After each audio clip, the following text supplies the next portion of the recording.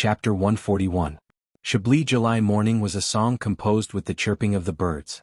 When the first rays of the morning sun shone on the forest, the small town in the middle of the mountains was filled with vitality. The house that was decorated by the natives was filled with the scent of mint leaves. Brando woke up early in the morning. It seemed that after coming to this world, the habits of a swordsman overwhelmed the habits of a gaming otaku. Sleeping in seemed to be something that happened in the last century. Brando looked at the mountains of Chablis through the stone window at the side of the room. He pressed two of his fingers on the card and flipped it open with his thumb. The wind elemental crystal that was placed at the side immediately vaporized into green smoke and merged into the card. A small whirlwind blew in the small space, and a dimensional rift opened and closed, and 20 wind spirit spiders shot out from it. Brando immediately gave an order. These little creatures that came from the wind realm immediately turned into mist with a series of squeaking sounds, and quickly turned into a cloud of smoke that floated out of the room. Seeing this scene, Brendel smiled and opened a mana potion. It seems to be a storyline quest. He frowned as he thought. This thought had caused him to be unable to sleep well for the past 2 days. It revolved around a dungeon, and after a certain period of time, a storyline would be triggered. These storylines were all deduced by the system, so it did not seem strange on the surface. In fact, the real-time quest system was one of the selling points of the Amber Sword. But in this world it seemed like the storyline of the game was reproduced in real life. I understand this point. Brando thought carefully and finally remembered something. It was something that was vaguely mentioned in a guide about the Balagon ruins a few years ago. It talked about the experience of the first party that entered the dungeon. It seemed vaguely familiar. But when he raised his head, his thoughts were interrupted. Knock, knock, knock. There was a knock on the door. It was definitely not a Roman person because this young lady did not know how to knock. She was not afraid of people saying that she did not have a good upbringing. It could not be Amandina either because she was always polite and would not be in such a hurry. Brando had already guessed that it was Makarov's people outside in the blink of an eye. Please come in. The door opened and behind it were 2 young men. One of them was the white-haired young man who looked as feminine as a woman in the afternoon the day before yesterday. He was looking at him with a sour face. The other one Brando had never seen before, but he guessed that he was about the same age as the former. He had short hair and looked a little skinny. He was looking at the room curiously. Mr. Brando, we are about to depart. You are? The short young man looked at him with curiosity, suspicion, and awe in his eyes. Obviously, Brando's battle yesterday afternoon had left a deep impression on the new members of the mercenary group. A young man in his 20s was able to fight to a draw with the deputy commander. This was what most of the young men thought. In the Grey Wolves mercenaries, Buga's strength was far above Makarov's, and that was a publicly acknowledged fact. In other words, this young man's strength was simply unimaginable at their age. He had also heard of the legends of the Chosen One, but no one knew how strong the Chosen One was. He couldn't help but look at Brando, wondering if he was one of the legendary Chosen One. However, Brando obviously didn't know what the young man was thinking. If he knew, he would have laughed out loud. In fact, with his current strength, he was still far from being a reverend, let alone a chosen one. All right, thank you. He nodded at the young man without knowing anything. We will be there soon. But the white-haired young man immediately snorted. Brendel could not help but look at this guy. After yesterday's interaction, he already knew that this guy was a nobleman's son who went out to travel. It was no wonder he had such an arrogant temper. As for why he joined this mercenary group, it was probably another story. Anyway, he wasn't interested in knowing. But even if he didn't mind, it didn't mean that the other party didn't mind. The white-haired young man was clearly angered by being ignored. He couldn't help but snort and say, Listen, although I'm not your opponent, I'll keep an eye on you at all times. Don't think you can play any tricks. The young man beside him was stunned. He obviously didn't expect his companion to say such words. He couldn't help but turn around and open his mouth, but he didn't say anything in the end. Oh, you're called Rady? Brendel scolded him in his mind, then raised his head and asked. None of your business. The white-haired young man snorted. Are all nobles so uneducated? Brando asked. You. The white-haired young man gritted his teeth and wanted to draw his sword, but when he thought of the difference in strength, he couldn't help but back down. I heard Eek escaped? How did you know you? Rady frowned and was about to question when he saw Brando's smile. He immediately realized his slip of the tongue and couldn't help but snort heavily. You care too much, I'll tell the leader about this. Brando thought to himself.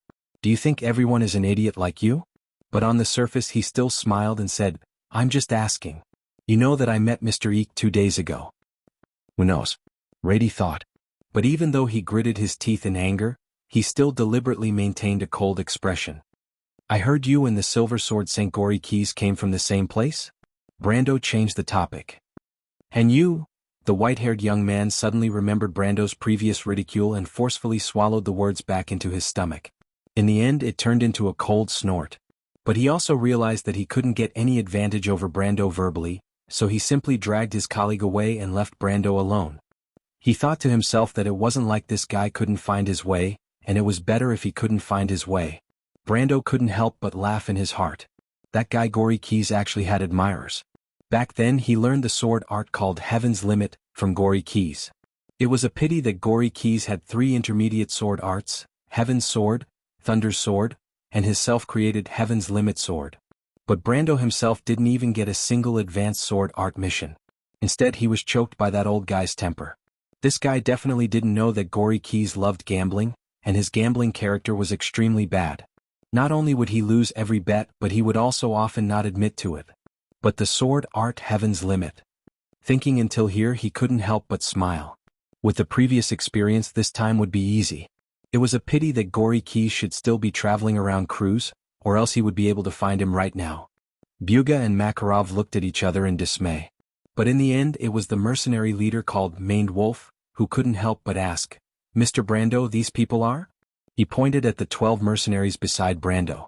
With Martha as the leader, the entire Chablis Lantern Grass and was under their strict surveillance. From the reports from the various hidden sentries, there were only ordinary guests staying in the inn since 3 days ago. However, these guys who were carrying a bunch of flying axes, javelins, large round shields, horned helmets, and sharp blades didn't look like ordinary guests at all, did they? Where did they come from? Brando obviously didn't understand Makarov's confusion. He shrugged and smiled, "They are my men. I remember I told you before that they are mercenaries that I hired. They came from a place far away. As a merchant I have to travel from place to place. These mercenaries came from a minority in the east of the kingdom, so please don't mind their attire," he said with a smile as if it was true. But Amandina and Roman looked at him. Romain thought with a simple thought that ordinary people could not understand. So Brando had connections with a minority in the east of the kingdom. He is indeed powerful. But Amandina's thoughts were not as simple as Romain's. She had long suspected where Brando's men came from. Even though she knew that Brando had a mercenary group, they should be in Erex's territory right now, and they shouldn't be from a minority. The Shire as well.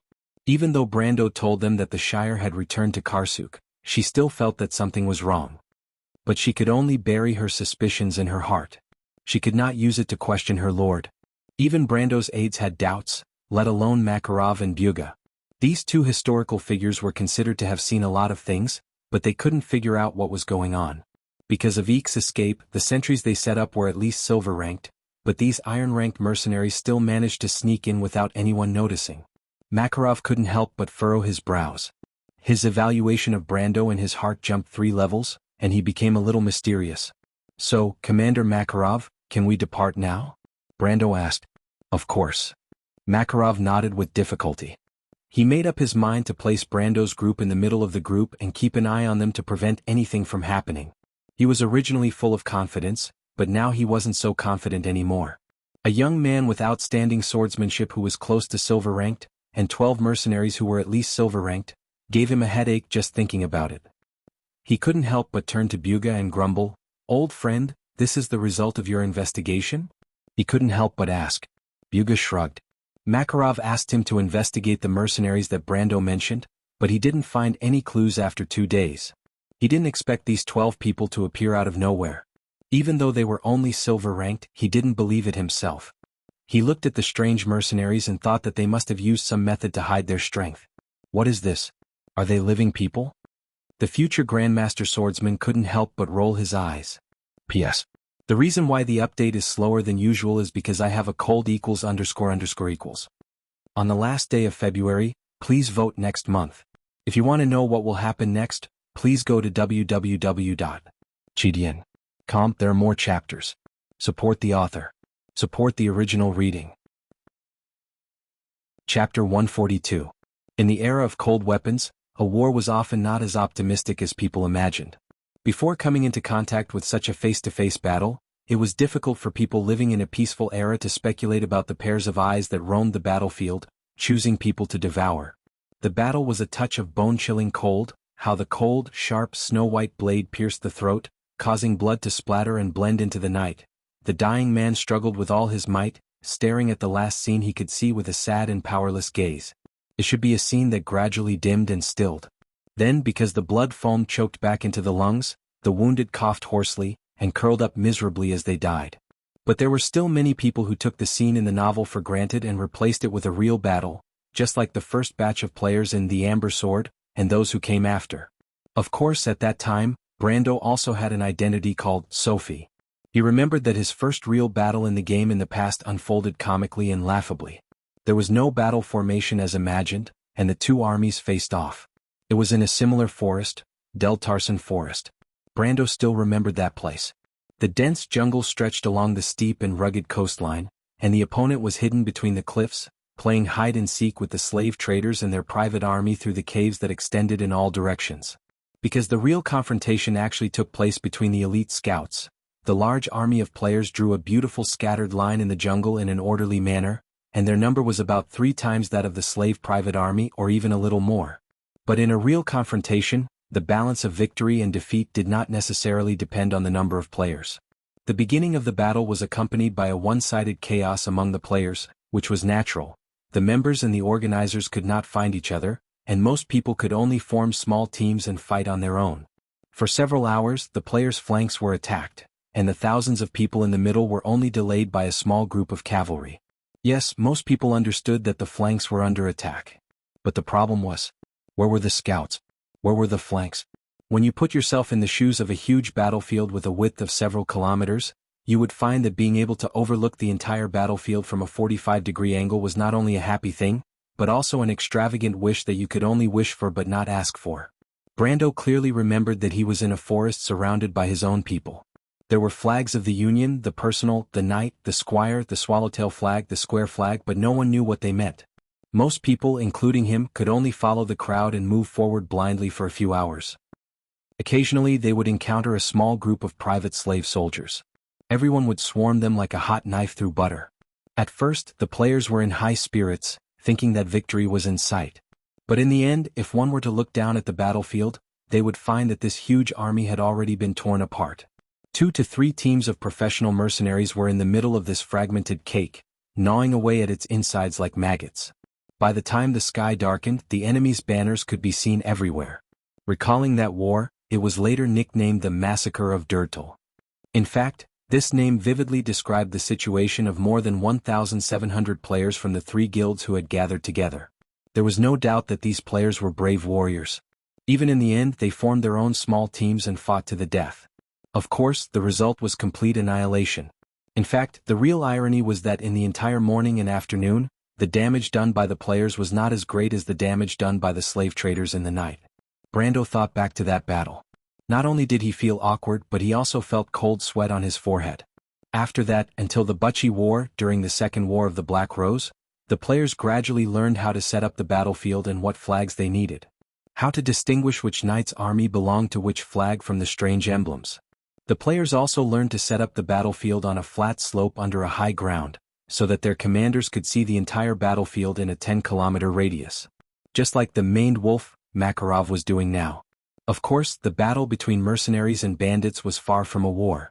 But the battle in the forest was similar. Brando tightened the reins to prevent the thick bushes from prickling the horses. He looked back and saw a few figures wearing green cloaks and holding a pomelo lacquer longbow. If it was a normal person, they would not have noticed them. Of course, they were not lizard men. Brando thought that the lizard men in the Balagon forest should be a branch of the jungle lizard men. Although their skin was covered in fine scales and was dark green, these short creatures were not as tall and burly as the Highlanders. There was no doubt that they were the best hunters among the Highlanders, the forest archers. This was the name given to them by the Cruz people when they invaded the forest. 200 years ago, this name was like a ghost in the forest to the Empire soldiers, but to the Highlanders, it was a title of honor. It meant that they were the swiftest hunters, the most accurate archers, and the best rangers. I wonder where Makarov found these rangers. Brendel's fingers tapped on the metal ornaments on the reins as he thought to himself. He had heard of these best rangers of mankind before. In fact, in the past or perhaps in the future he had fought side by side with these rangers for a period of time. Perhaps it was not a long time, but it was enough to leave a deep impression on him. Could it be that they have been roaming around this area for a long time? With an excellent ranger, the work of the mercenary group would be much easier. It was obvious that the maned wolf, Makarov, had a way of dealing with his opponents. In fact, Brando knew that in times of chaos, the mercenaries were more familiar with their opponents than the latter were with them. The members of the Grey Wolves mercenary group were like that. It was not their first or second time doing this kind of work. Hiring mercenaries to fight against bandits in the wilderness was a common thing, and the more famous a mercenary was, the more experience he had. And the maned wolf, Makarov, was definitely not a nobody. In Brando's opinion, if a player wanted to deal with a bandit group, the best way to deal with them was to uproot their nest once and for all. He looked at Makarov's arrangement and understood that his plan was not far from his own. However, they had another advantage. They had already confirmed the location of the Lizard Men tribe. It would take a lot of effort for outsiders to find the ruins of the Balagon Silver Elves, but it was a piece of cake for the Highlanders and the Highlanders. Brando was a little hesitant at first. He wasn't sure if he had to join them in this adventure. After all, he could hire someone to follow them and wait for them. But that was a little risky. Following behind a mercenary group could be seen as a serious provocation, and it might cause unnecessary misunderstandings. The young man didn't want to create unnecessary trouble, so he thought of using the mercenary contract. But now, it seemed like he didn't expect Makarov to have so many forest rangers. It was a pleasant surprise. Of course, it also reminded him that he didn't follow Plan A, or a normal guide wouldn't have been discovered by the forest rangers. He couldn't help but look at Makarov and Buga. The maned wolf, Makarov and Buga's faces were tense. They had no choice but to let Brendel see their forest-piercing archers, and it was just a deterrent. Brando's group of 15 was like a ticking time bomb in the middle of the group. But he couldn't put them in the front or the back because it was more dangerous. Of course, if he had a choice he would definitely throw Brando out. In fact, Buga had given him this signal more than once. But in the end he shook his head. He touched the scar on his face. The Grey Wolves mercenary group could not do anything that would betray the group's honor. Although many mercenary groups did this, including some famous large mercenary groups, their past was not that glorious. But he and Buga knew that their group was the same. The two men looked at each other and thought of Eek at the same time. Eek is still in town? Makarov asked. Buga nodded. Forget it, let him be. It's not his fault. The red-haired man shook his head and smiled bitterly. It's a pity that we can't tell him too much. He's doing it for your own good. He saw through paper cards, but he didn't know that we already knew. Drake was scheming against us, but that idiot didn't know that we were scheming against him. Makarov tilted his head in disdain. But the real problem isn't him, but the young man in the group. I'm sure he's not with paper cards, but that doesn't make me less worried. That's ironic, don't you understand? The maned wolf mocked himself. Buga felt the same way. But Brando didn't understand how much trouble his arrival had caused for these two future leaders. There were about 70 of them heading straight for the ruins of the Silver Elves. It would be best if they could ambush them, but if they couldn't, they would have to work for a few days. Eliminating bandits in the forest wasn't something that could be done in one go. However, as he rode on the horse, he was thinking about another matter. He thought about the strategy post on the forum, but he couldn't figure out when Makarov the maned wolf got involved with a mercenary group called Grey Wolves. Shouldn't it be Blue Mountain? It was a light purple flower that bloomed in the mountains of the south. What was the purpose of using that flower as the emblem of the mercenary group? He suddenly shook his head to get rid of this irrelevant thought, and a flash of light cut through the dark sky and sea. It was as if a bucket of cold water had been poured over him, and he suddenly remembered the connection between the name and the phrase. The Grey Wolves mercenaries. Right, the Grey Wolves mercenaries. Brando raised his head and felt that the forest around him was dyed with a strange color. It was just a simple bandit clearing mission, but now it seemed that something was wrong. Logically speaking, the Grey Wolves mercenaries had about 70 members. More than half of them were iron ranked and a fifth of them were silver ranked. There was also the forest snipers. Why would a group like that need a strategy to clear out 100 level 20 lizardmen bandits? But there must be something wrong with it. Brando had just taken a deep breath when he heard Amandina's question from behind. Why did you arrange for them to be there? This isn't normal. He didn't need to turn around to imagine Amandina's frown. What do you know, little girl? It was Radi's voice. Brendel's face immediately contorted into a scowl. P.S. If everyone is used to last month's stable update, I will be giving everyone a surprise this month. If you want to know what will happen next, please go to www.gdn.com. There are more chapters. Support the author, support the original reading. Chapter 143. He turned around and saw the white-haired youth's frosty face. The next thing that entered his field of vision was a dozen of Judland's heavy infantry behind the forest. The Judland people were one of the most common mercenaries in Alwyn. It was as if the residents of the Abyssal Sea region were professional soldiers. In fact, this tradition had its origins. The 11 port cities in the Judran region were at odds with each other, and the frequent wars gave birth to the profession of mercenaries. A typical Judran mercenary would at least wear a fine and heavy scale armor, carry a flaming steel spear on their back, and a shield half the height of a person on top of the spear. A long sword and an axe hung at their waist. Those were the tools they used to make a living, and every Judran person inherited that wealth from their parents. Brando did not even need to remember the background of the game as he was already familiar with it. What's going on? He pulled on the reins to slow down his horse as he asked. Those are heavy infantry. Sir, Amandina's beautiful black gem-like eyes hid a trace of vigilance. She turned around and answered, they placed the heavy infantry at the back. It's obvious they don't trust us. Brendel glanced at the back and suddenly had a hint of understanding. He smiled, it's normal for them not to trust us. But Amandina's question caused the white-haired youth to snort in dissatisfaction. Brando glanced at him and asked, then why did you place the Judran mercenaries at the back? It has nothing to do with you. Rady replied curtly. Sir, it's like this. They are moving too slowly in the forest. The skinny youth tugged at his sleeve and answered, Mr. Makarov placed them here to prevent any unexpected situations. It's not that he doesn't trust you. I see. Two birds with one stone. Compared to you, your companions aren't very good with words. Brendel's expression was one of understanding, but he did not forget to tease her. Rady's expression immediately darkened and he left without a word, leaving the skinny youth behind with a bitter smile. Brando looked at the youth and asked, What's your name? My name is Sanford. Sanford doesn't sound like a local name? Because I was originally Bragg's baker apprentice. Of course, that was before I became a mercenary. The young man looked at them and asked, Sir, from your accent, it seems that you are also from there. I'm not, but they are. Brando gestured with his chin towards Amandina and the Roman lady. Sanford smiled shyly as he looked at the girl riding beside Brando. But Amandina turned her head to the side and did not look at him. She was still a noble after all. Even though she was down and out, the arrogance of the Erewhon nobles still flowed in her veins. She did not want to interact with a commoner.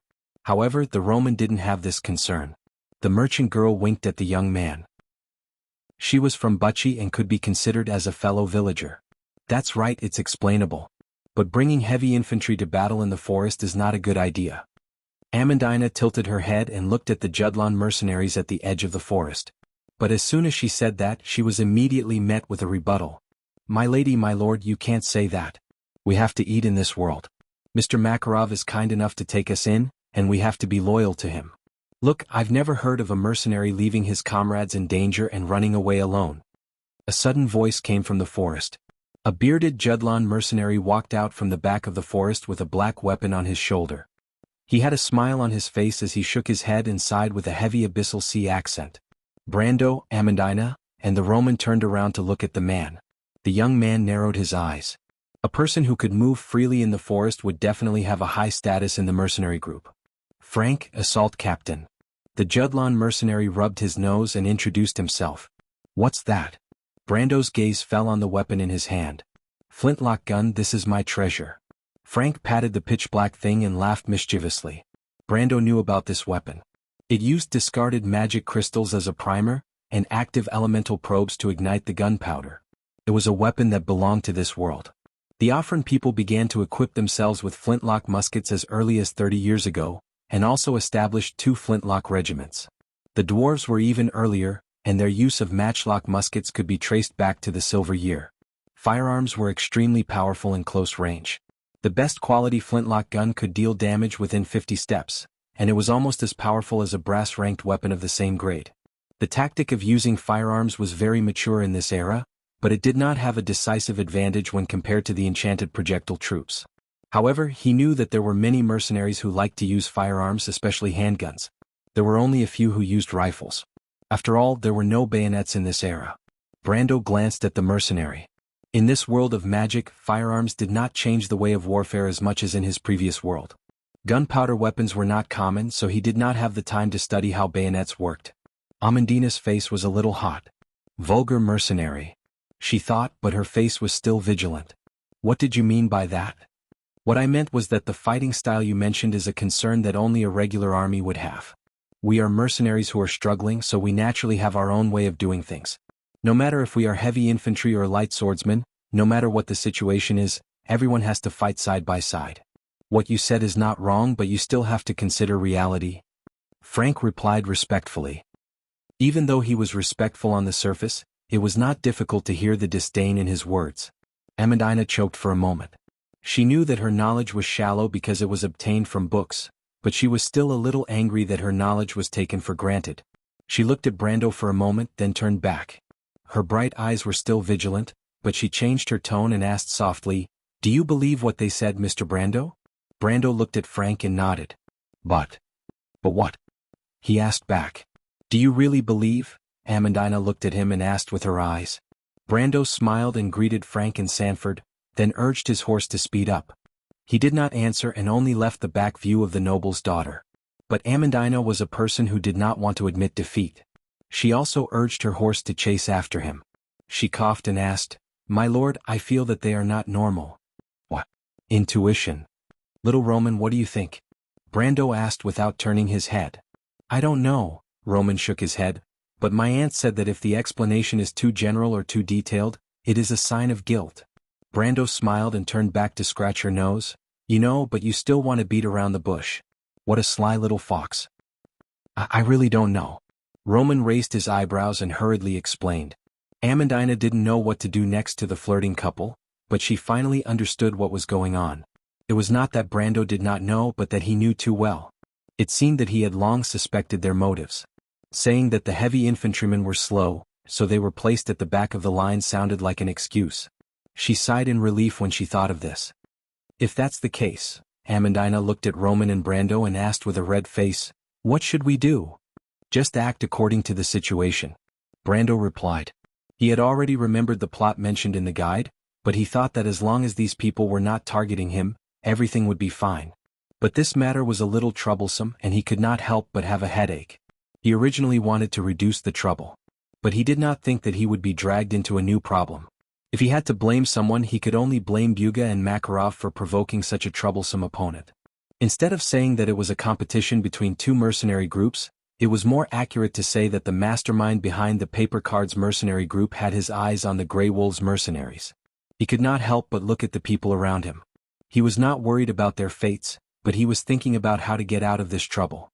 But then again, it was a little strange that a small mercenary group would attract the attention of these people. Hey, tree herders! Compared to the tree herders, the members of All for One were like law-abiding citizens.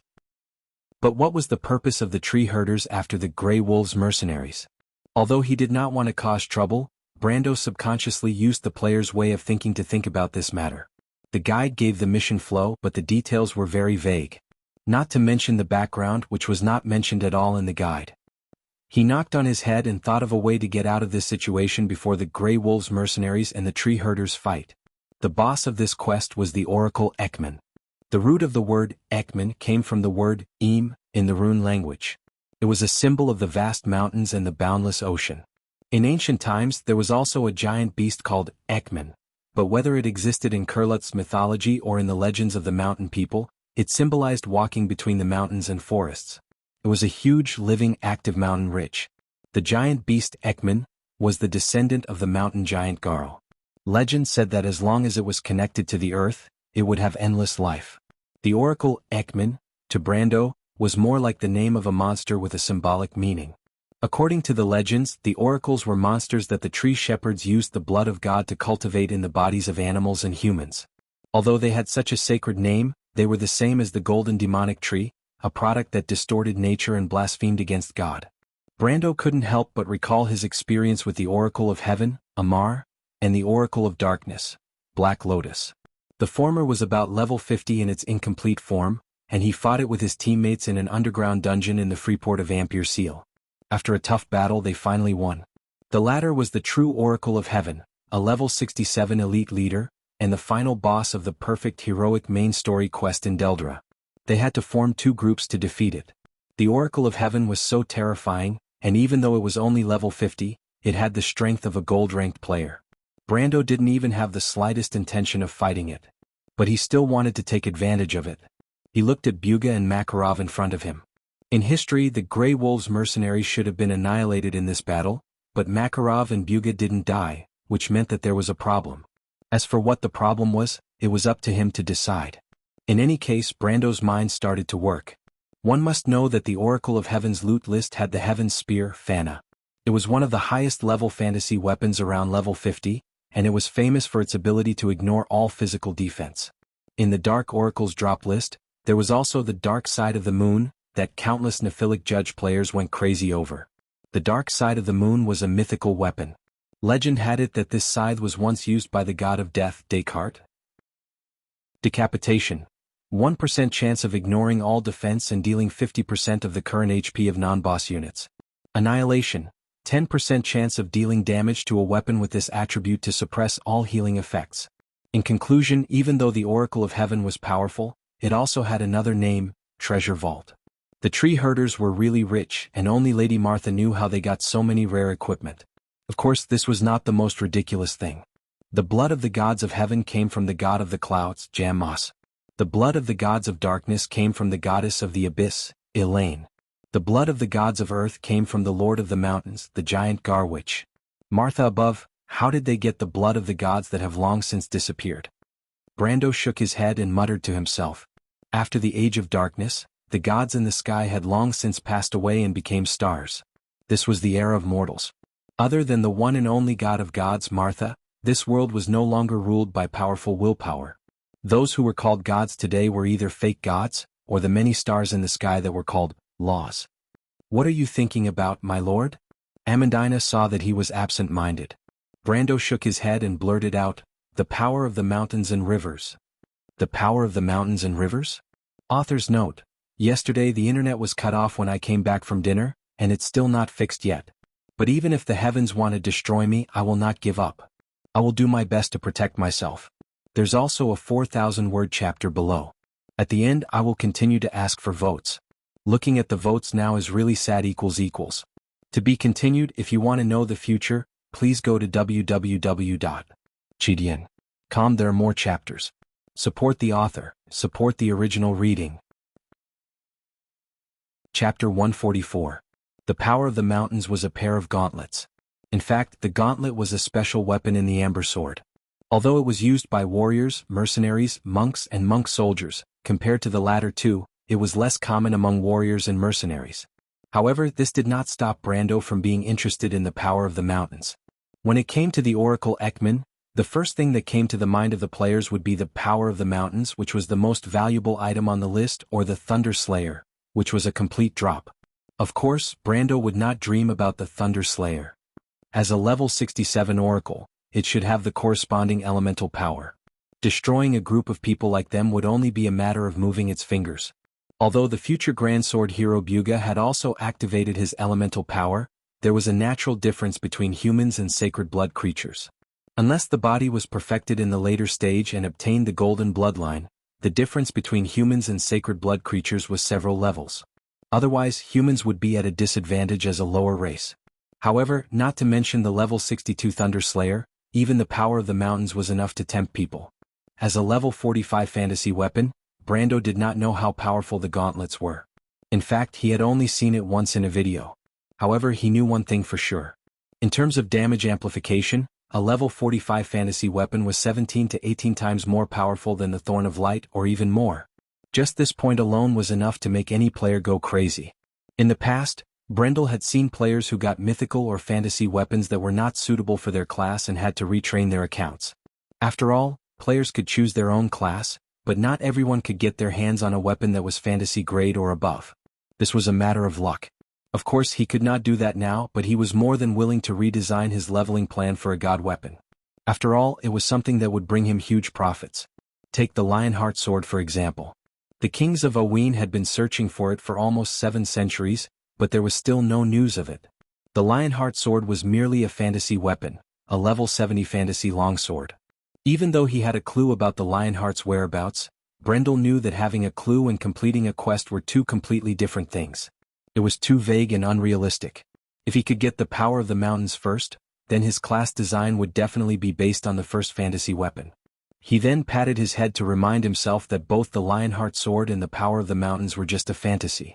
The Grey Wolves mercenary group had not encountered the tree herders yet, and their representative, the Paper Cards mercenary group, were nowhere to be seen. In fact, it was just his wishful thinking that Buga and Makarov could kill the Oracle. All in all, safety was the first priority. Then he would see if he could find an opportunity to make some money. That was the safest way. Once Brando entered the zone, he would naturally follow the rules of the game. At this moment, Madara, the lizard men, the Oracle, and the tree herders were not even worth mentioning. The Oracle was a terrifying opponent, but that was all there was to it. Brando himself had faced 3 out of the 12 tree herders and defeated 2 of them. Even though he was no longer level 130, his experience and knowledge were still at that height. The Oracle was not without flaws. The power of the mountains? Amandina's black gem-like eyes flashed with a trace of doubt. She asked in confusion, "What is the power of the mountains?" "I just thought of a famous treasure in this area. Legend has it that it is in the ruins of the Silver Elves, but no one has ever seen it." Brando had to find a suitable excuse for his slip of the tongue. He could not say that the power of the mountains was actually a fantasy weapon with a golden label, and that there would be an oracle called Ekman, who would bring it over. He did not want to leave an impression that he was mentally unstable in Amandina's mind. But even so, his words still aroused the dissatisfaction of this noble lady. Amandina looked at him with a hint of resentment and sighed, "My lord, now is not the time to think about this, right?" "Of course." Brando could only nod with a bitter smile. "I was just distracted for a moment." But he could only fool himself. Amandina was smart and sharp, and she looked at him suspiciously. In her impression, the young knight was a shrewd and cautious young knight who would not be distracted by unimportant matters. It was as though he was constantly plotting something. Even though everything he did seemed to be unrelated on the surface, but in the end, it was proven that everything was arranged in advance. Amandina was doubtful of how a person could achieve such a feat. The plan was still a plan, but Brendel seemed to know that some things would eventually happen, and he waited calmly for the right moment to happen. This kind of person was either extremely confident or had foresight. He was able to see the future, and could see the direction of the development of a matter. Of course, she did not even think that a person could predict the future. Even the astrologers who belonged to the royal family could only predict the direction of major events through the strings and cards controlled by the Twins of Fate. No one could predict the future, no matter how big or small. In her opinion, the only ones who could do this were the gods, but even the gods had passed away in this era. She obviously did not think that Brendel was not from this world. A moment of distraction? Amandina frowned slightly, and she showed a slight dissatisfaction. "My lord, if there are some things that you are not willing to tell me, I will not ask." Brando felt that he was more wrong than Do-E. Even though he had some secrets that he could not tell outsiders, he had no choice. Martha above, how could he tell outsiders these things? Even if he did, no one would believe him, and he would only leave behind the name of a lunatic. He wasn't going to do such a bad deal. He could only patiently explain, "It's not like that, Miss Amandina." But before he could finish, the Roman lady came back from who knows where and promised him with an excited expression, "If it's Brando's secret, I won't ask." The Roman promises. Brando glared at her fiercely. If there was a person in this world who was the best at showing off a desire to see the world in chaos, it would be this merchant lady. But in the end, he sighed and waved his hand, "Forget it, let's talk about business. Set up your tents a little closer to me at night. Don't take off your outer leather armor and don't sleep too deeply, understand?" Amandina immediately looked around cautiously. "What's wrong?" "We'll talk about it when the time comes." He turned his head and saw the merchant lady nodding her head, but her expression clearly said, "I don't care at all." Brendel's eyes immediately narrowed. He knew her temperament very well, especially you, my dear Miss Romaine. You better stay awake. Don't think I don't know that you're like a little pig when you're asleep. If Mother Marcia doesn't come personally, no one would be able to wake you up. But my aunt said that women will age quickly if they don't sleep early. You didn't even die when you didn't sleep for a few days in Butchie. But if I slept at that time, Madara would catch up to me. It's the same now. Brando replied in an annoyed tone. His hands were stained with the smell of spices. From the pungent aroma, Eco could distinguish the large and small fennel from the Silver Sand Coast and the cinnamon from Grimoires. He had practiced his sense of smell in the toxicology class, and distinguishing spices was just one of the skills he had learned. But the rich fragrance in the air still stimulated his nostrils and made him want to sneeze. Eek wished that his heart had stopped beating, but it did not go as he wished. His heart was still thumping in his chest. He shut his mouth tightly, trying not to make a sound. Even if he desperately wanted to gasp for breath, his chest hurt, and his head was attacked by waves of dizziness. He could only endure and let the sweat on his forehead drip down. He looked down and saw the sweat dripping down and forming a dark spot on the white sack. "Who are you people? What are you doing here?" Eek could not see the person who spoke, but he could tell who it was from the familiar voice. It was the leader of the 2nd Squadron, Capo, and his comrades. "Don't come over," he thought. "Don't speak. Everyone turn around and leave. Those bastards, don't let them get suspicious." He stared at the shadows on the opposite wall, afraid that he would miss the slightest detail. Occasionally he would close his eyes and pray to Mother Marcia, praying that Capo and the others would leave immediately. But he knew that was impossible. Unless a miracle happened. That was why he prayed for a miracle. He always knew that his adoptive father, Makarov, left some men in town to keep an eye on him. Rather than keeping an eye on him, it was more like taking care of him. Apart from Buga and his adoptive father, Capo was the one who took care of him the most in the mercenary group. He was also his first swordsmanship teacher. He also knew that the man known as Maned Wolf, Makarov, knew that he was hiding in town all this time. Even when he sneaked back to the inn, they should know about it as well. It was just a tacit understanding between them. They still treated him like a child, as if he was always someone who needed to be taken care of. But it was different this time. Those guys are definitely not from the Paper Cards mercenary group. What's the big deal about the Paper Cards mercenary group? Do you think Yak will be afraid of an old rival who has been opposing me all year round? Why didn't his adoptive father think of this? He couldn't help but rub his forehead, but halfway through he put down his hand. "We can't let those bastards find out." But Capo and his men are still outside. They are not their match. Those bastards are demons who kill without batting an eyelid. Eek struggled. There were a few times when he wanted to jump out to warn Capo and shout for them to leave. Even though he knew that his actions would be of no use, the young man's feelings for Capo as both a teacher and a friend urged him to fulfill his duty. It was his duty, but he knew that he had a more important responsibility. He could not let those bastards succeed. "Where is the young man you were chasing?" Capo spoke again. Eek's heart skipped a beat. "Hurry up and hand Eek over, we all saw it." This was another younger voice, sounding even more impatient. "Chris, you impulsive bastard." Eek cursed in his heart. He couldn't help but tighten his grip on his sword. His whole body couldn't help but tremble. Then he heard that familiar laughter. It was bone-chilling, like ice needles piercing his back. So you are really with him? P.S. I suddenly remembered that I don't have a full attendance, but it's still awesome. Everyone please support us. By the way, please slow down for those who are DTs. Don't release it after only 15 minutes. It's already a flop to begin with. To be continued. If you want to know the future, please go to www.gdn.com. There are more chapters. Support the author, support the original reading. Chapter 145. There's an acquaintance here, Carl. A man in a black knight's training uniform looked at the bonfire in the dark forest under the undulating mountain range from afar. The Grey Wolves mercenaries seemed to be sleeping in a large cradle. It was quiet in the direction of the camp. Only the wind from the sea from the west infiltrated the night, causing the forest to respond with rustling sounds. It sounded like the waves.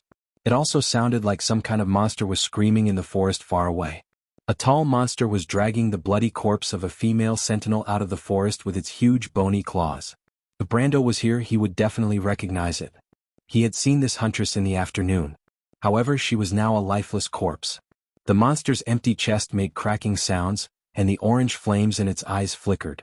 It was dissatisfied with the Black Knight's casual attitude. "It's not your turn to teach me a lesson, little guy." The monster's voice was dry and squeaky. It reminded people of clockwork that had not been maintained for a long time. It straightened its body and threw the corpse down. The dead mercenary fell into a bush like a rag doll, and the crackling sound of twigs snapping could be heard 34 feet away. However, this place was too far away from the Grey Wolves mercenaries' camp. It was difficult for such a small sound to travel that far, especially in the windy night. The knight in black frowned as he glanced at his companion.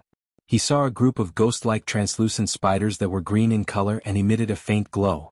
They screeched as they jumped down from the treetops. Thud. A soft sound was heard. Brando was startled. He looked at the card that had fallen out of his pocket and was lying flat on the ground. The card had turned gray. It was a wind spirit spider. It had already entered the graveyard. However, the first thing he felt was not heartache. Instead, he picked up the card and was stunned. He immediately raised his head and extinguished the oil lamp. The surroundings became dark. The farthest light outside the tent was 100 feet away. So fast. He was caught off guard. In the evening, the Grey Wolves mercenaries chose to set up camp in the windy valley. Brando suggested to Makarov the maned wolf that the two sides should keep a distance from each other to avoid suspicion. Although Buga and Makarov were a little surprised, they still agreed. Brando didn't trust them, and they didn't trust the young man's subordinates either. Thus, the two sides, each with their own ulterior motives, reached a consensus. However, Makarov didn't expect that Brando would use this as an excuse to escape. The young man crawled out of the tent, and his skin shivered a little from the cold air. Even though Chablis mountain area was extremely hot during the day, the temperature in the valley dropped drastically at night. If a traveler didn't prepare a tent or a sleeping bag, he would still be cold.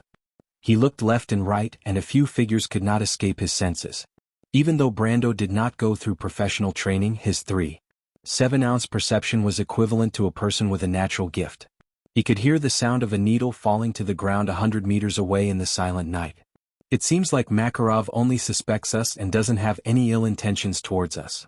After confirming that there was no one nearby, he carefully crawled out of the tent. At this moment, the young man was fully armed. He wore nail armor and carried all the necessary weapons and tools. He dragged a backpack with one hand, which contained the necessary water and food. He then approached a tent not far away and patted the cloth.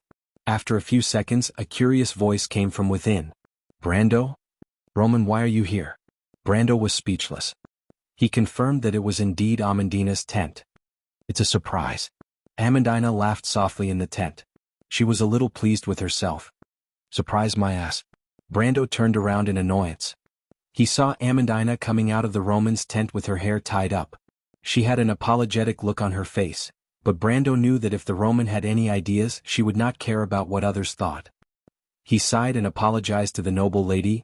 I'll have to trouble you. Amandina was surprised. A faint smile appeared on her face.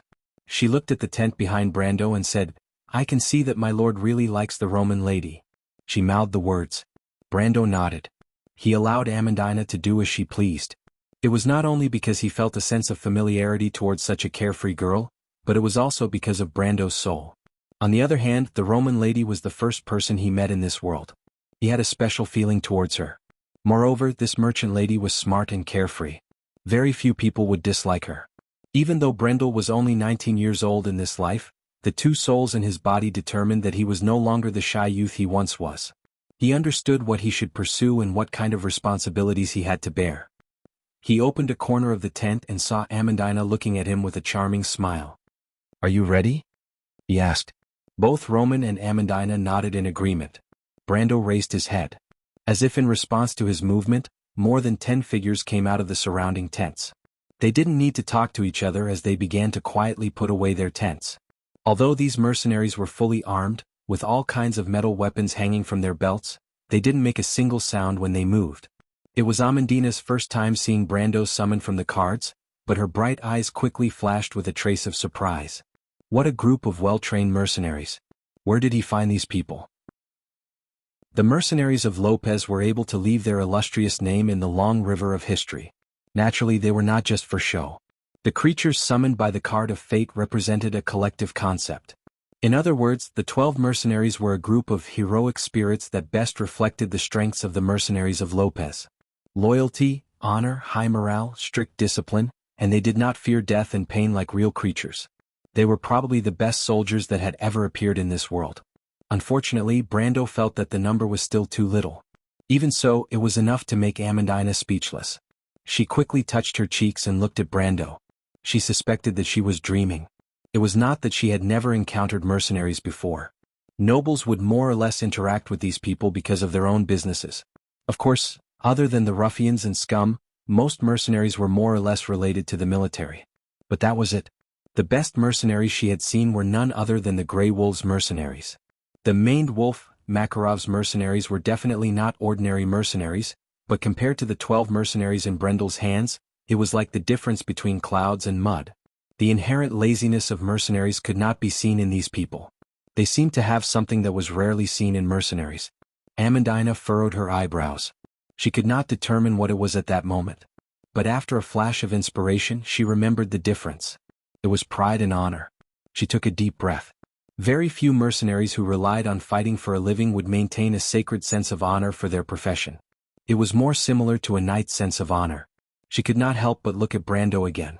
In her heart, she was certain that these people were not mercenaries, but retainers that this young man brought out from his family. The more she thought about it, the more certain she became. A young noble leaving his family to carve out his own world. This was like the plot of a legend. When she first heard Brando say this, she felt a little yearning. After all, everyone had the spirit of romance and adventure in their hearts. Even Amandina, who had received the most orthodox education since she was a child, was no exception. Assisting a young knight who started from scratch to conquer the world was an irresistible temptation for a girl of her age who had received such a degree of education. But from the looks of it, this lord did not start from scratch. Amandina was pleasantly surprised, as if she had discovered a small secret. Of course, she did not feel depressed because of this. On the contrary, she felt relieved. She convinced herself that at least this meant that Brando was prepared. He was not a hot-blooded young knight who acted blindly and only wanted to imitate the ancients. However, Brando did not expect that his subordinate would have so many thoughts after seeing his card soldiers. Of course, if he knew what Amandina was thinking, he would definitely think of a way to do it a few more times. This way he would be able to easily gather a large number of loyal retainers. But he did not have the mood to care about these things. He quickly realized that he had encountered a small problem. The 12 mercenaries of Lopez quickly tidied up the camp.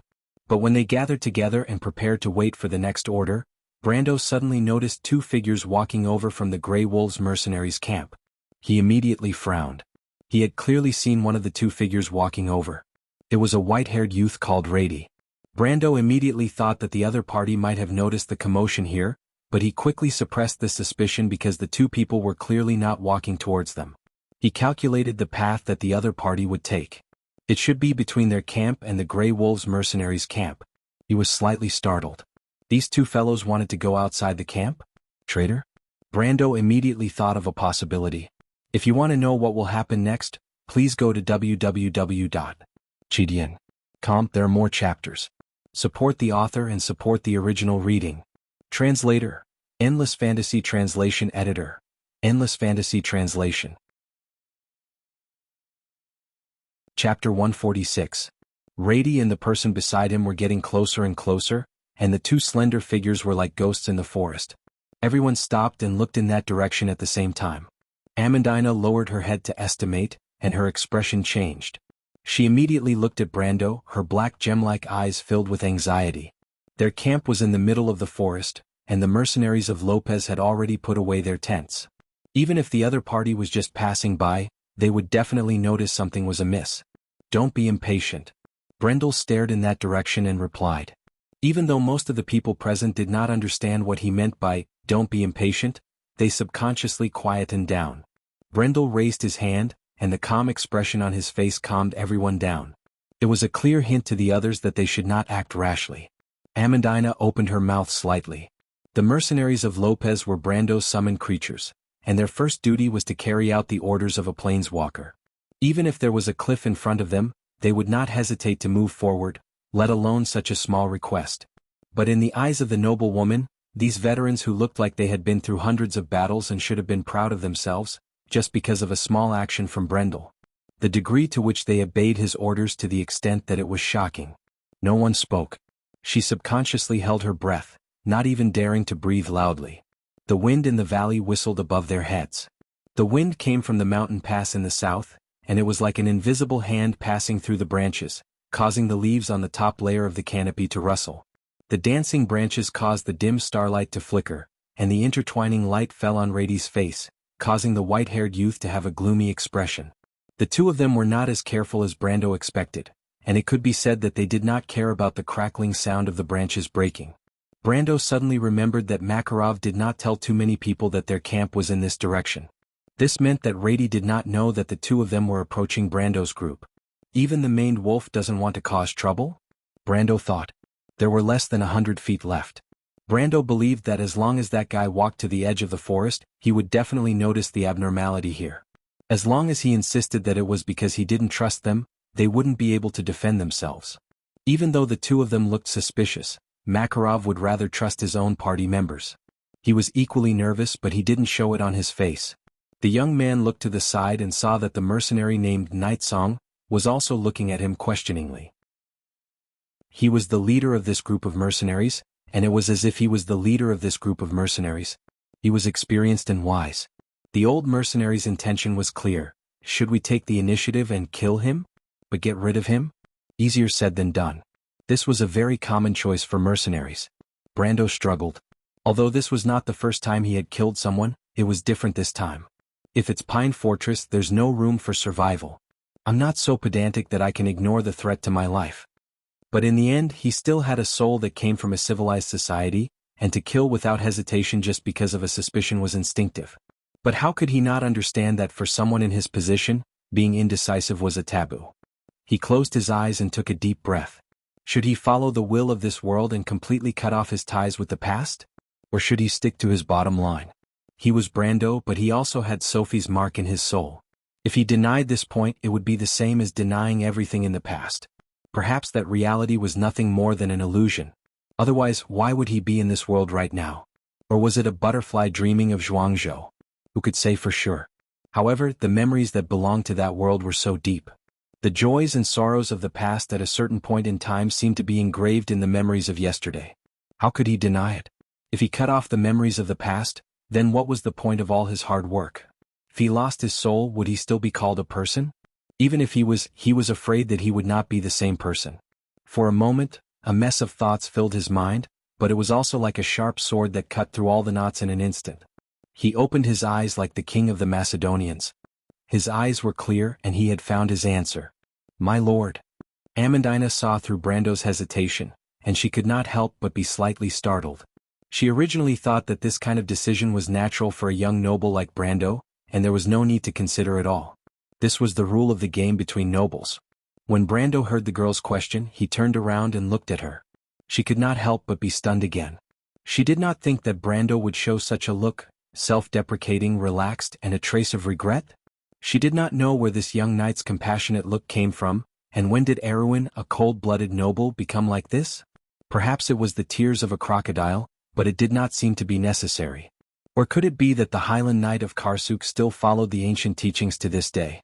When Brando raised his hand, it felt like it weighed 1,000 pounds, but when he put it down, it was incomparably easy. Get ready. But if possible, try to only stun him. I don't want to completely fall out with the maned wolf. He ordered in a barely audible voice. He did not know if he would be seen as an idiot for doing so, but if he did not do so, then he would definitely be an idiot. The mercenaries of Lopez nodded in unison. As creatures that were summoned, they had no right to judge or question their lord's decision. But there was a trace of regret in the Nightsong tiger's eyes. If he wanted to settle this once and for all, he had to be more decisive. On the other hand, Amandina let out a sigh of relief. The girl's eyelashes fluttered, and she could not help but look at Brando with a new gaze. For the first time, she realized that the young lord that she followed seemed to have some special traits that she did not know about.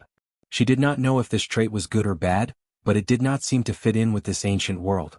She did not know why, but she did not feel a trace of unnaturalness. On the contrary, this was the first time in a long time that she felt at ease. 70 feet.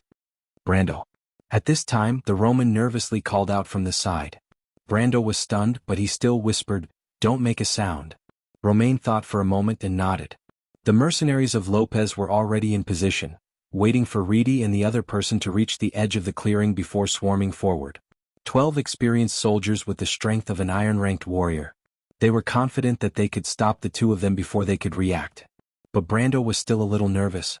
There might be strong enemies outside the forest and he could not waste any time here. But what surprised him was that when Rady and the other person were about to walk out of the bushes, they slowly stopped. What did they discover? Brando's eyelids twitched, and he almost immediately ordered his mercenaries to charge forward. but he forcefully stopped himself from doing so. Attacking from this distance would mess up the entire plan. The distance was too far and there was a small patch of bushes in between. He slowly calmed down. It seems that the white-haired boy did not discover the situation here. He turned around to take a look. The mercenaries of Lopez were as calm as ever. Other than the heartless Miss Romaine who was still looking around, Amandina was so scared that her face was pale white. It was as if her heart was about to stop pumping blood into her body. He turned back again and was surprised to see that Rady had not only stopped, but also turned back to talk to his companion.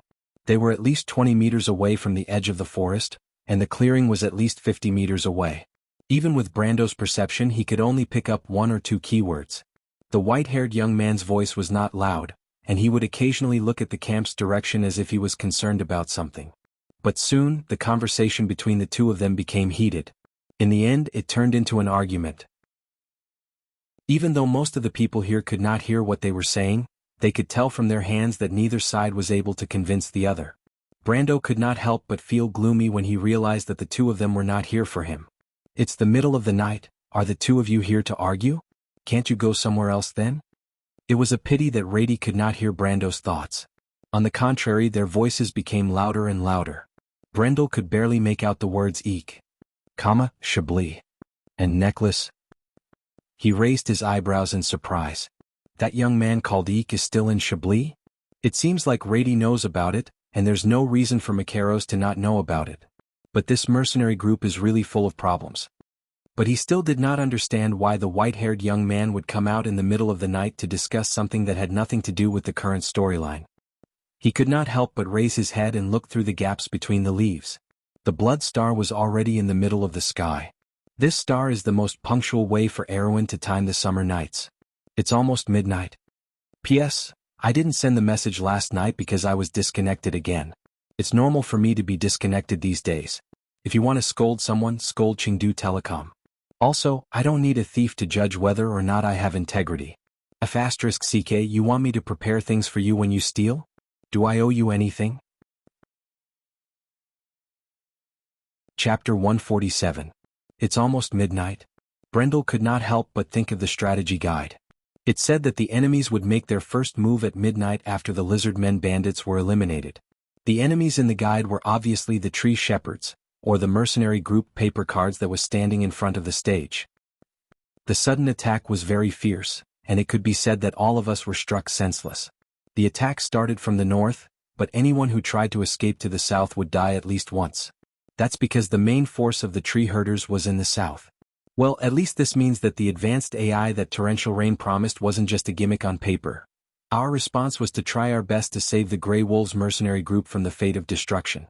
It's worth noting that the maned wolf Makarov and the vice leader, Buga, are extremely strong.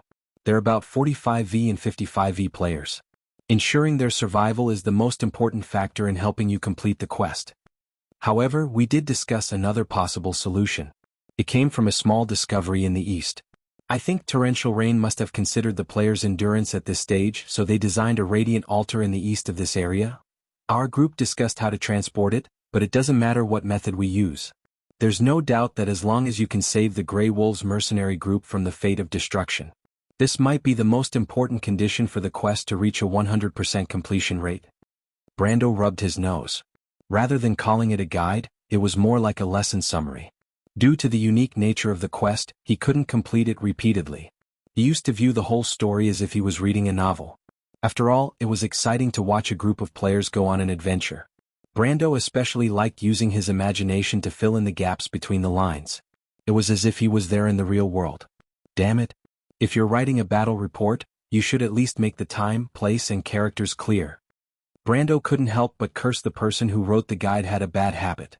Is there really no problem with words like, "one day at midnight," appearing in a serious lesson summary post? In the past he didn't think so, but now he realized that this kind of perfunctory attitude was very harmful. Of course, at this time he couldn't drag that guy out from the other side of the internet to listen to him talk about real men big boobs. Now he could only rely on his own experience to make up for the lack of a strategy. The only thing left for him to do was to look up at the sky. Of course, there was also the hope that Reedy could finish his sentence a little faster.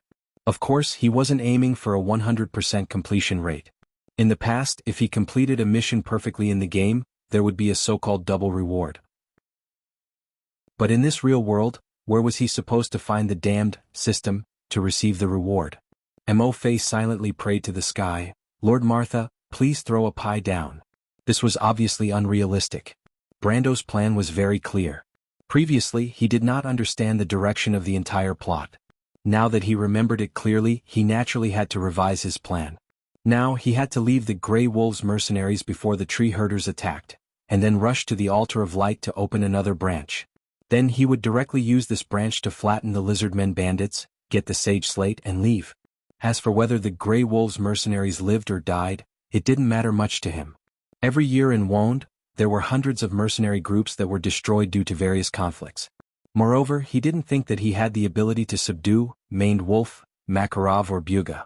Makarov was a level 45 great swordsman, and Buga was a level 56 knight of the church who had activated his elemental energy. Of course, Buga himself might not admit this. But no matter what, Brando didn't dare to think about these two big names for the time being.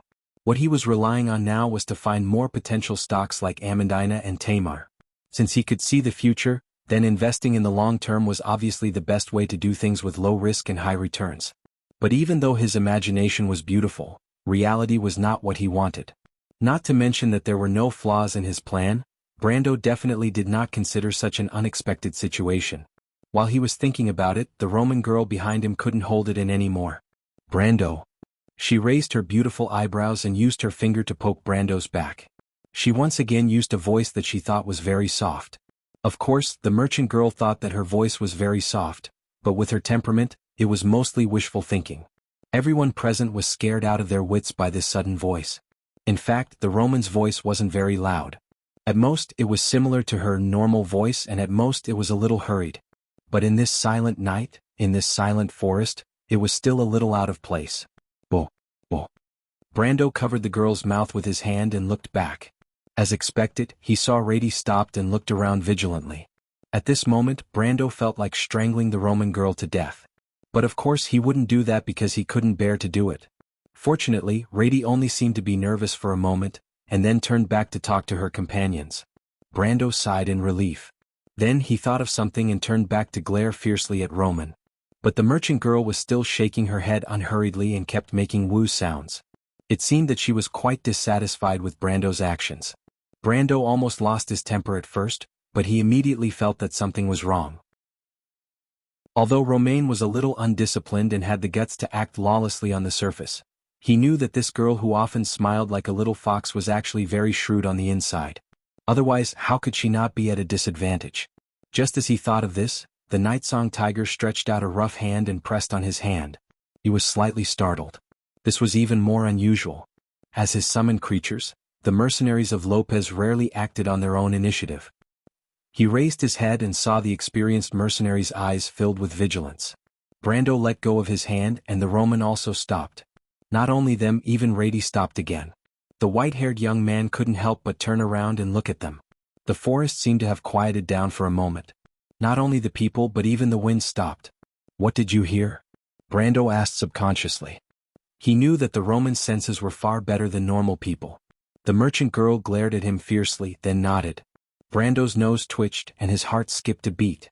There was a strange smell in the air. It was a little pungent, but it was more like a spicy stench.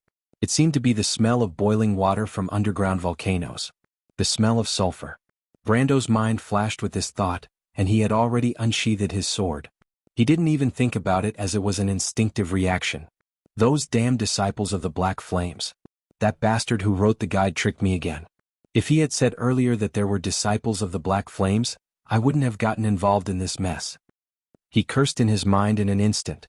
The disciples of the Black Flames belonged to the forces of the 12 patriarchs of the tree herders, Goo Worm Lord Myad. However, they were different from the Goo magicians who played with insects. These dregs of the human race were the bastards that dealt with those fellows in the fiery sulfur river. They were collectively known as the people below. Simply put, they were the demon lords of the Georgandy Ridge. Brando couldn't help but slap his head in frustration. He should have thought of this earlier. The forest near Erewin's southern border had always been the territory of the disciples of the Black Flames. However, his attention was focused on the Sage Slate and the strange Grey Wolves mercenaries. For a moment he had forgotten about this common sense. Was this the legendary darkness under the lamp? However, the reason why Brando was so wary of these people was not because they were strong. It was because these bastards were crazy. They were even crazier than the fanatics of the Holy Church. When the battle started, they were probably just short of shouting that they were invulnerable. Moreover, the disciples of the Black Flames had chained up different demons. Although they were fighting together, they each had their own ulterior motives. This should have seriously affected their battle strength, but the creatures under the Jorgindi Ridge had all kinds of strange abilities that were hard to guard against. Moreover, the high-level disciples could absorb the power of the demons and fuse with the demons they had chained up. Brando wanted to vomit just thinking about that disgusting scene. One or two of these monsters would be fine, but if there were too many of them, even a god would not be able to handle it. Brendel's first instinct was to run away. However, just as this thought flashed through his mind, there was a gust of wind in the darkness. As a reincarnated warrior at level 130, Brando was all too familiar with this sound. He subconsciously shrunk his neck and sure enough, he saw a black chain with two spiked balls flying out from the darkness of the forest. Spiked ball. There's a lord of spiked chains. Brendel watched as the spiked ball tore down a thick tree trunk and flew past Rady and the youth beside him. Even though it did not cause any damage, it clearly scared the two youths out of their wits. Brendel felt the roots of his teeth turning sour. In the Jorgindi Ridge's underground purgatory, the Lord of Spiked Chains was one level higher than the Cerberus. It was a level 29 demon. Previously, when he went to the lava pool area to train at level 30, he suffered a lot from these guys.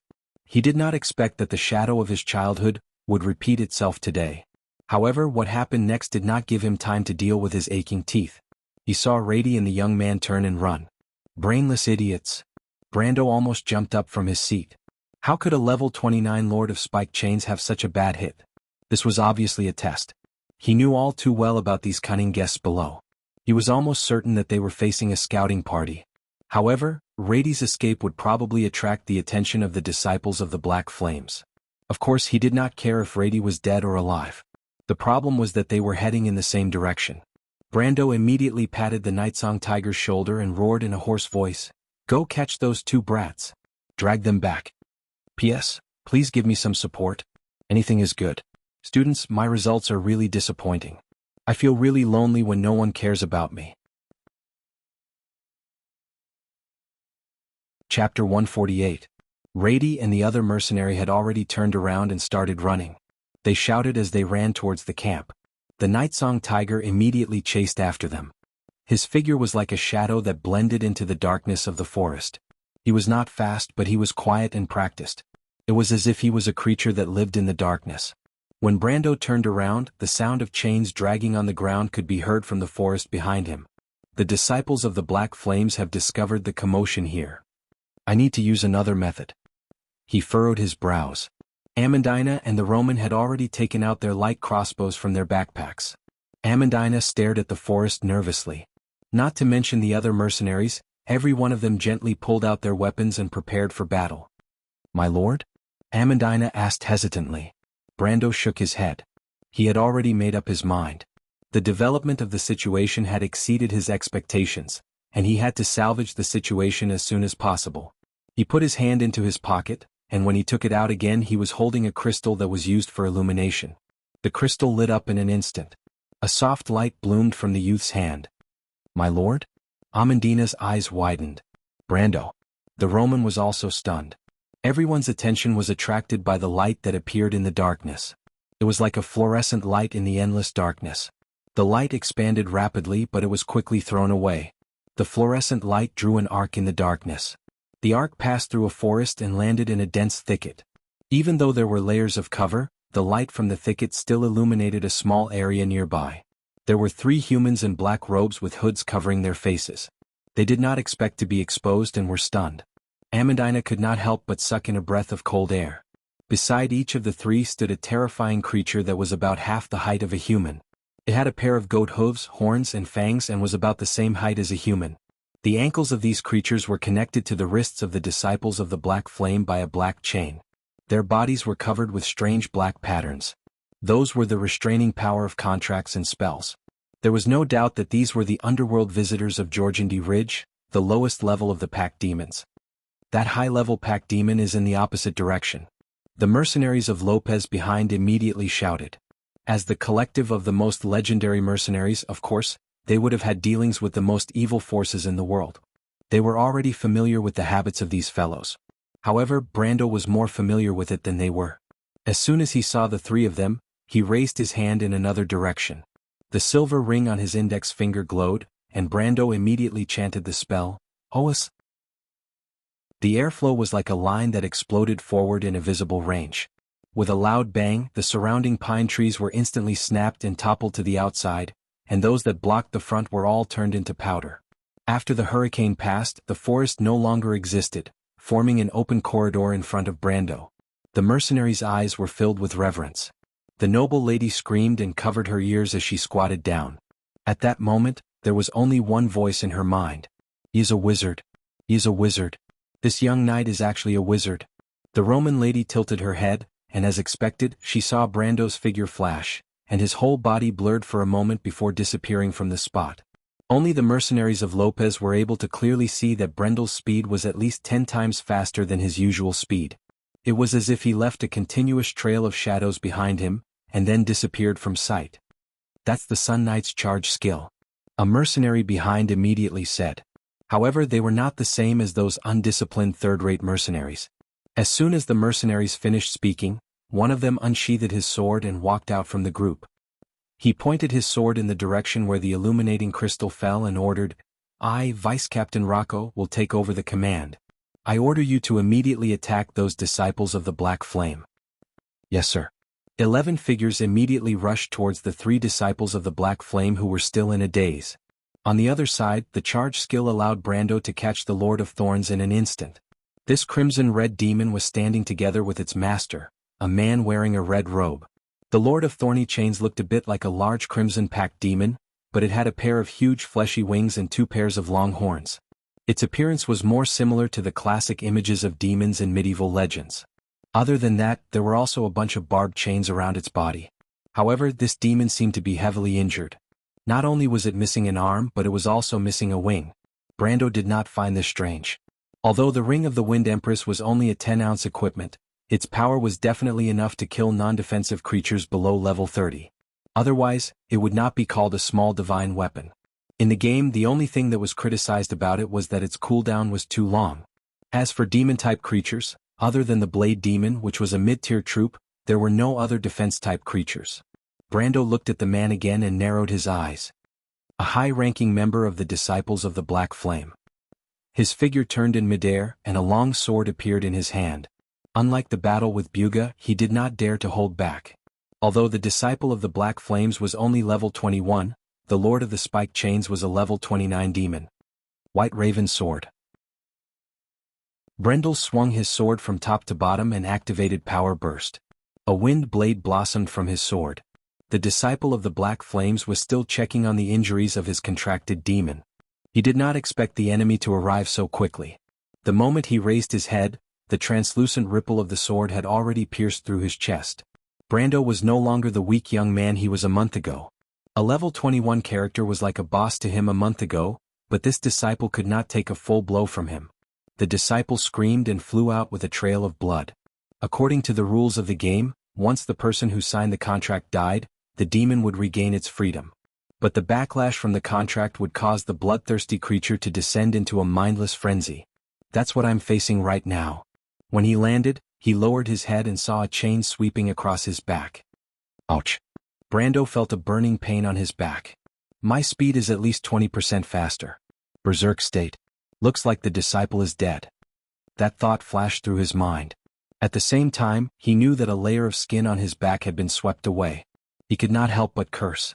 Even though he was cursing, Brendel still grabbed the chain with a backhand. Ignoring the piercing pain in his hand, he flew towards the devil's direction. Even though the Lord of Thorny Chains was a high-level demon, it was a man-made low-level demon in Jorgendy Ridge. It did not have a complete soul and lacked intelligence.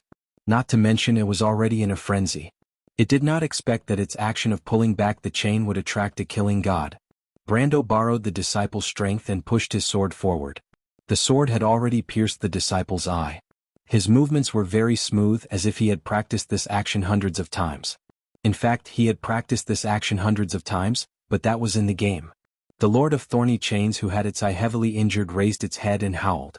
The low growl echoed through the forest.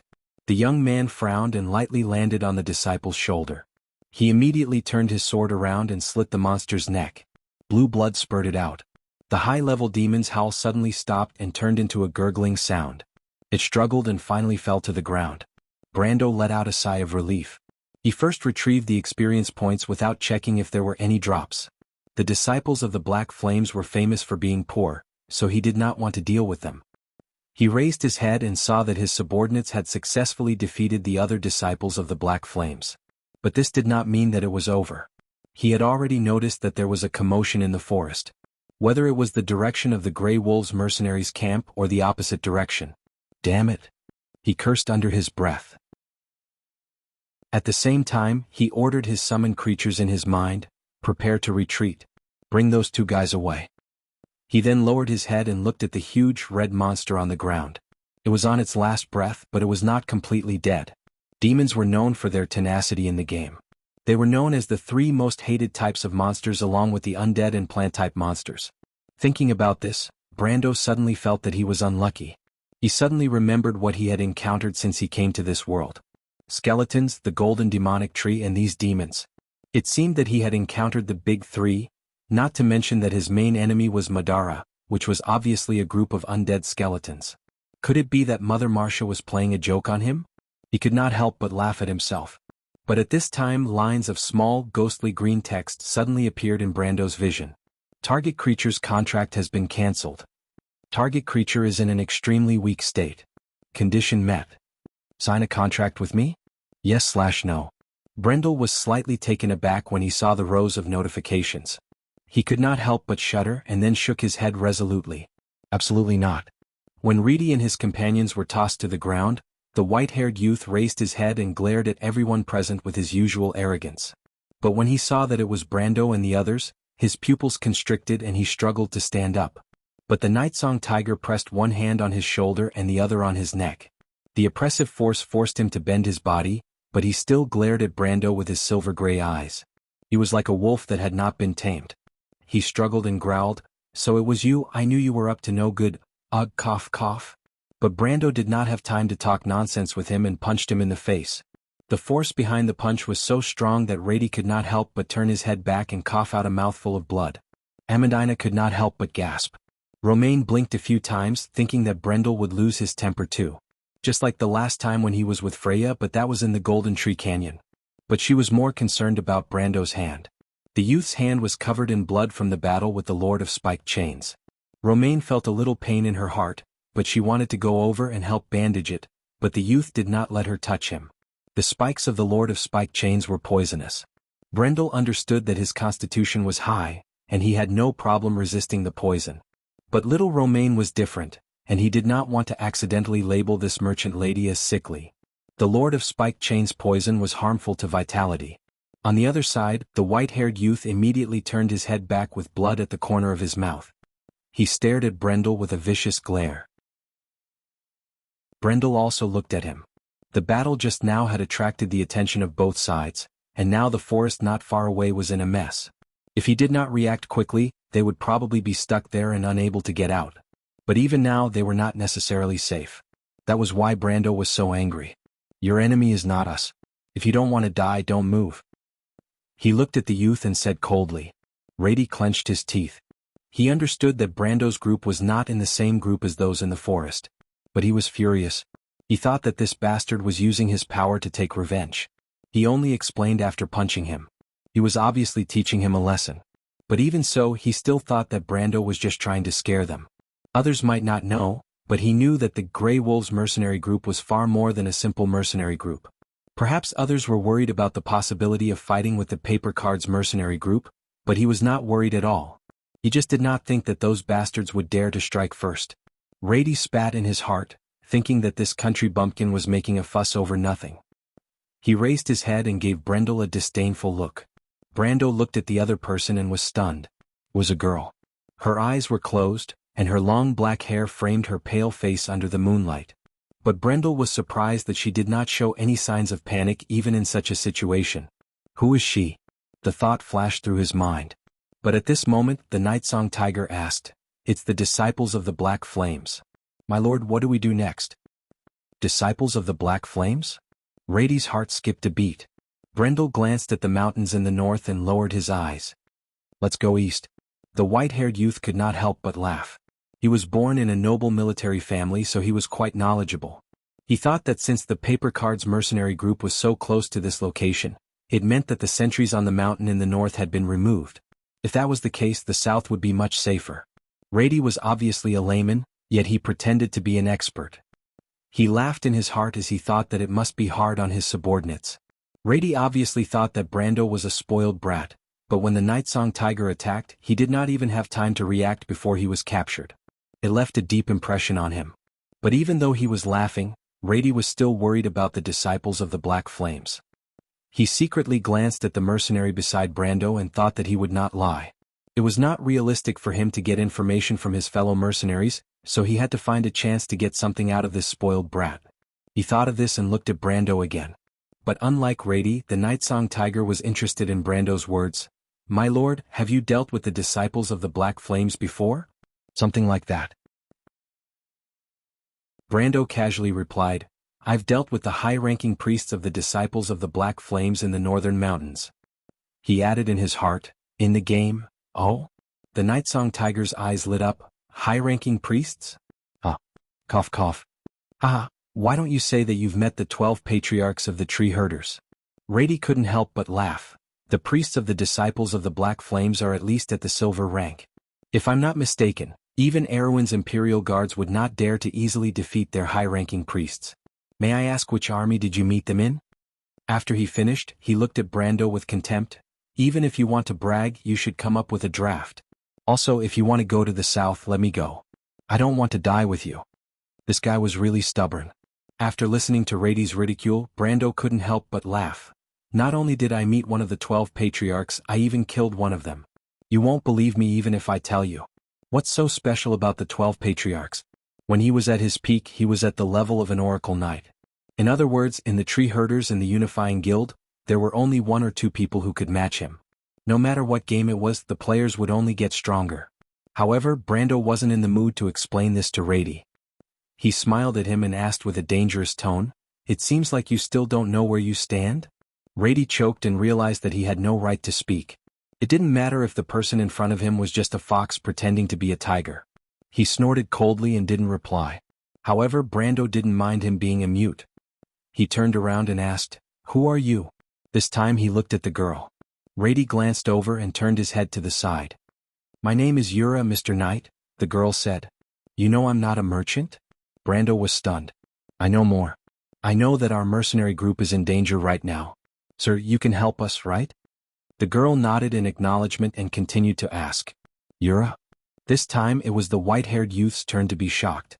Who's that?" Yura asked. Brando was really curious this time. He couldn't help but look at the man again. "How did you know?" "P.S. Although it's only one chapter, it's a lot. 5,300 words. If you want to know what will happen next, please log on to www.chidian.com and read more chapters. Support the author, support the original reading. Translator, Endless Fantasy Translation Editor, Endless Fantasy Translation. Chapter 149. How did you know? Brando turned his head and looked at Yura, who was kneeling on the ground covered with a thick layer of needles. He quickly noticed that the girl's hair was a beautiful pure black, and not Amandina's deep black with a hint of purple. A hint of surprise flashed in his eyes. Amandina's purplish hair and eyes probably came from the bloodline that was closest to the Myernas, the Tyrithians or the half-demons. Even though the Myernas were long gone, the bloodline that was born between the two races had been passed down. After generations of enmity, the bloodline had gradually melted into the vast majority of the human race. The hatred of the past had gradually faded away. But this girl named Yura did not seem to be from this bloodline, even though she had the same black hair and eyes. "I don't know either, Mr. Knight. Perhaps it's a premonition. Pi Conrad's mercenary band and the disciples of the Black Flames have never had any contact, but they appeared together tonight. Perhaps it's just a coincidence, but I'm more willing to believe that this is a premeditated scheme. Mr. Brando, right? I believe that when people are attacked, they would gather together with their own people. Even though we are not worthy of your trust, it's still better than having enemies on the other side. But all of you chose to stay away without hesitation. This is the best way to protect yourselves. Yura closed her eyes and listened to the sounds of the battle between the Grey Wolves mercenaries and the disciples of the Black Flames. Her tone was neither fast nor slow. But if we think about it from another perspective, it means that Mr. Brando has analyzed the situation clearly. You must have noticed that another mercenary band has been tailing us. She spoke with certainty. If that's the case, Mr. Brando still chose to head east.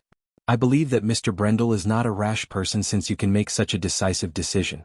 If a truly wise person knows what lies ahead, but still continues to press forward, that is bravery. But compared to this, I'm more willing to believe that Mr. Brando knows the situation clearly. I don't know what lies in the east, but is that the way out? Mr. Brando? As for why I said that Mr. Brando is a knight, she smiled slightly. Because I just happened to hear how the young lady addressed you. Because I was born blind, Lady Martha gave me a better sense of hearing. It's not something to brag about. Yura smiled modestly. Amandina let out a soft, ah, and looked at Yura warily. Yura raised her head. Even though she could not see Brando's face, she still asked seriously, Mr. Brendel's help me.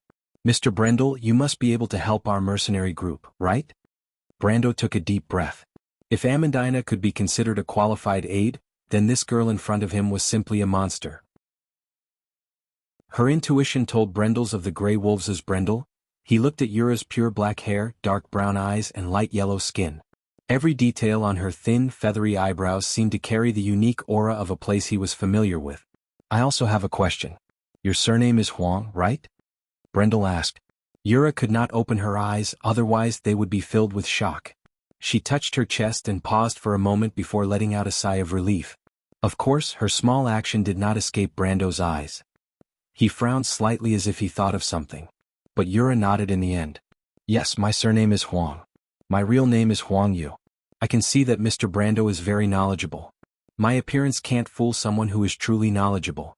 It's just that I don't want to talk about the past anymore. Mr. Knight, can you let me go on this matter? Brando nodded. He only guessed the girl's real name based on some details of her appearance. After all, there was only one place in the world with such skin and hair color that was so similar to the Han people in the past. It was the kingdom of the 9 phoenixes in the desert. It was said that the kingdom of the 9 phoenixes was ruled by 9 different races, and there was a legendary high-level sword skill called Sword of the Red Lotus of Hellfire. However, it was only a legend, and many players who went there to try their luck did not find anything. As for Erwin and Cruz, there were many 9 phoenixes walking around like elves from the north. It was not uncommon in this world for people to travel to a foreign land far away from their homeland for reasons of travel, pilgrimage, or simply adventure. Brando touched his forehead and felt that the name was familiar. But he still shook his head at Yura's request. I'm sorry, but we can't help you. In fact, I'll be frank with you. These disciples of the Black Flames won't cause any trouble for your leader, but if Makarov the maned wolf is wise, or if I were him, I'd leave this place immediately. You. Rady raised his head and glared at Brendel as if he wanted to eat him alive. You can't just leave like that. The mercenary document says. But the Nightsong Tiger punched him in the stomach, and the white-haired youth bent over in pain. He then shook his head in disdain. Your leader doesn't seem to care about this agreement even now. You have to admit that. Do you understand? Yura nodded. What do you want, Mr. Brando? She asked. Money? Or power? Brando paused for a moment, but he immediately shook his head. I'm interested in these things, but compared to money and power, I don't want to get involved in trouble. Let me give you a hint. The Black Flames mercenaries are backed by the tree herders. Do you know them? Yura and Rady's expressions changed.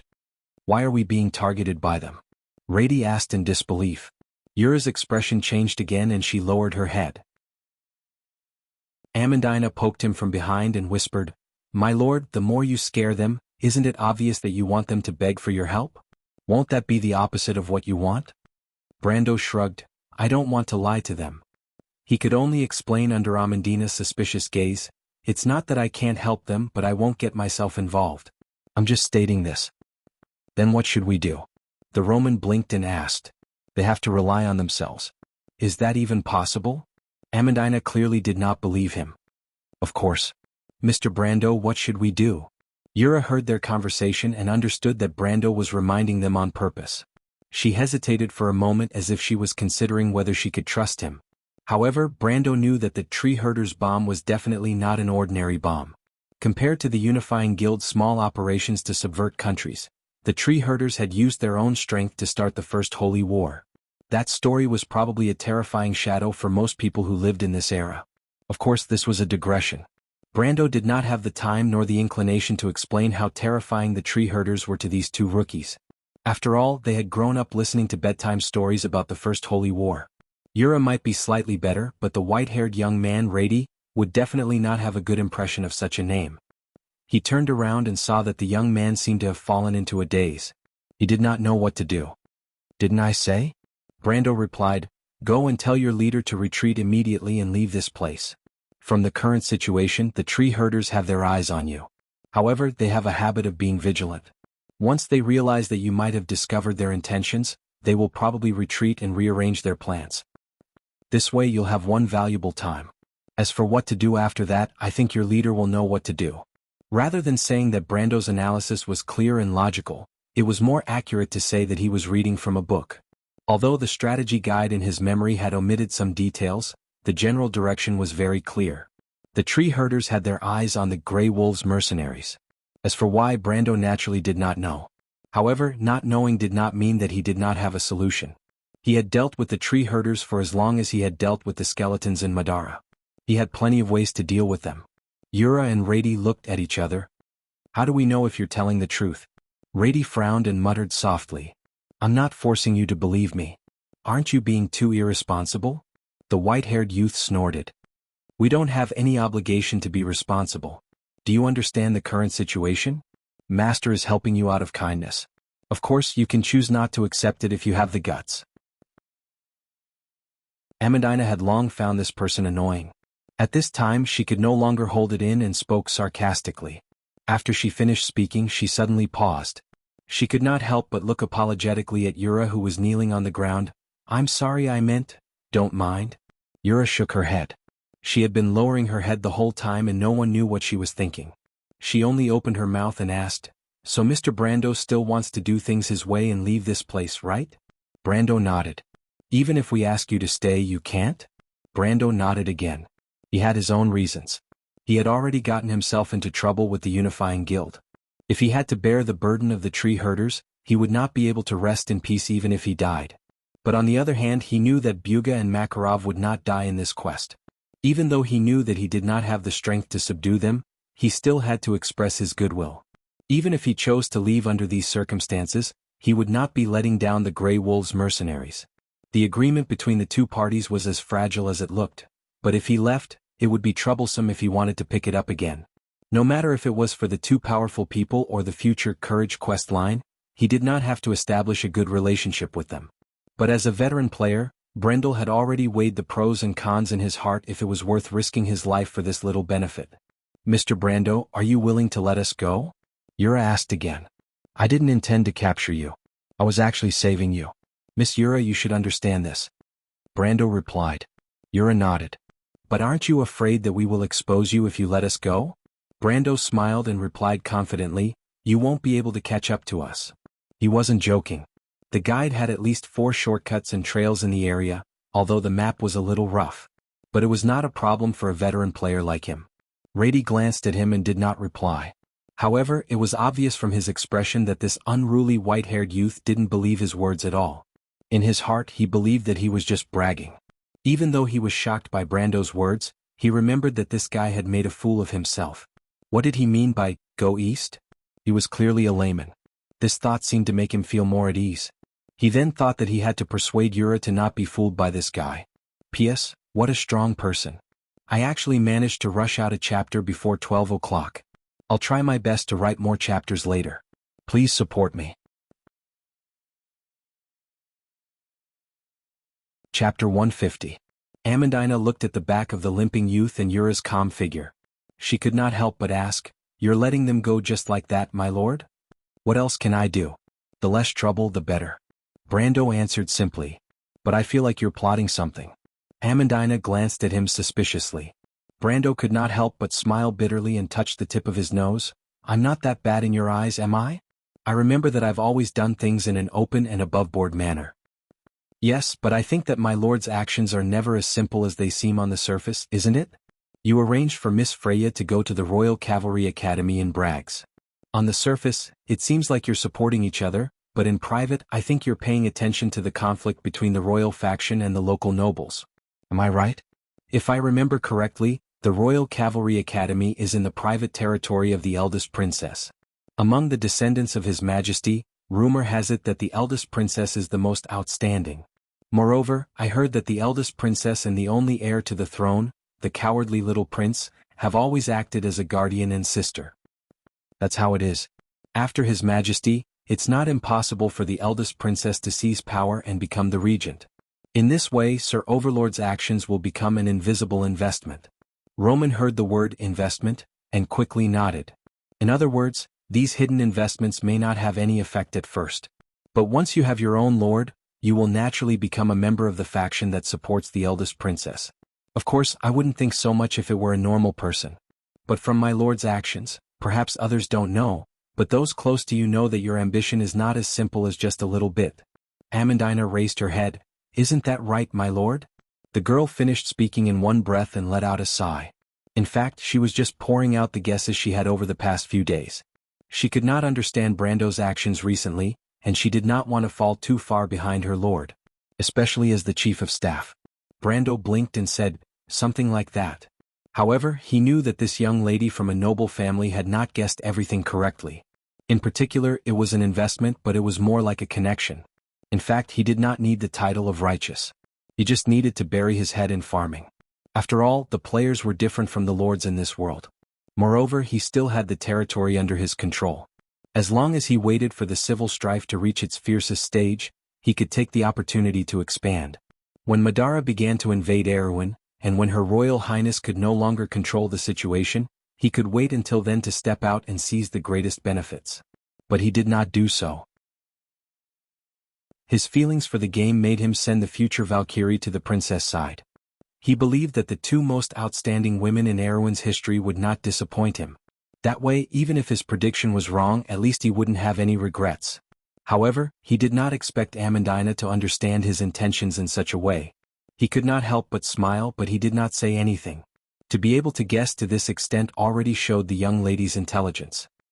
He looked back at the Roman, and the young lady looked back at him as if it was fun. However, she did not look surprised at all. She did not even need to understand why Brando did this. She would only do her best to help him. This was the biggest difference between the Roman and Amandina.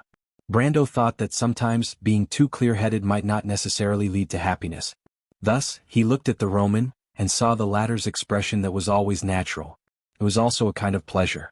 Then next, Amandina replied, participate in the auction to raise funds and sponsor the Roman to participate in the celebration after the war. On the surface, the transfer of funds under the surface is actually a deep infiltration of a region.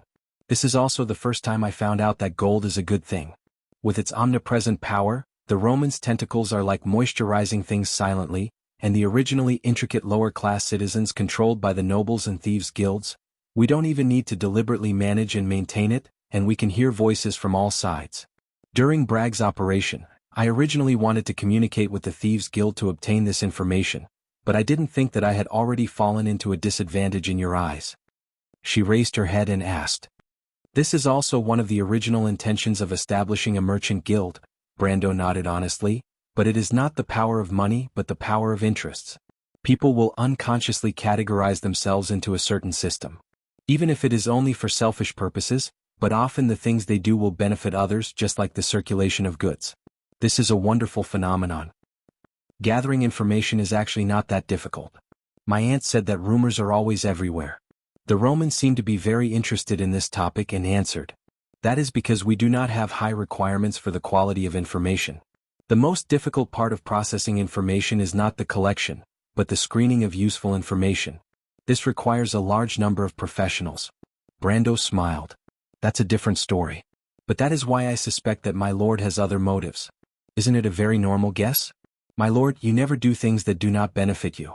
Amandina's eyelashes fluttered slightly as she stared at him. These two things don't mean anything, it is just a coincidence. Brando did not want to be entangled with this intelligent girl on this topic. After all, he had too many secrets, and a lie often required more lies to cover it up. The more you speak, the more likely you will be exposed. Then the matter of the Red Copper Dragon mercenary group retreating behind the scenes. On the surface, it was to keep a low profile. But it was later proven that it was to arrange for Freya to enter the Royal Cavalry Academy. My lord, you seem to have always known about the few places for the Royal Cavalry Academy? The girl blinked and her suspicions deepened. No, it is not just that. My lord, you seem to be able to see further than normal people. While we are still struggling with the benefits in front of us, you seem to have already seen the final result. I don't know if this is a talent, but it really puts a lot of pressure on me. She sighed and could not help but complain. All right, Brando hurriedly waved his hand. I understand. Let's just take it that way. You are right, this is a talent. But after all, a person's considerations are not always comprehensive. He raised his head and looked. Battles under the night sky were always inseparable from fire. The fire had already started to burn from the direction of the camp, and the sky in the north was faintly glowing, gradually changing into a layer of magnificent light red. As the battle gradually reached its climax, the direction they were in also became unsafe. After all, it was only a temporary shelter. It seems like I have said too much off topic. Let's hurry and leave this place before we are affected by the battle. Brando looked around and changed the topic.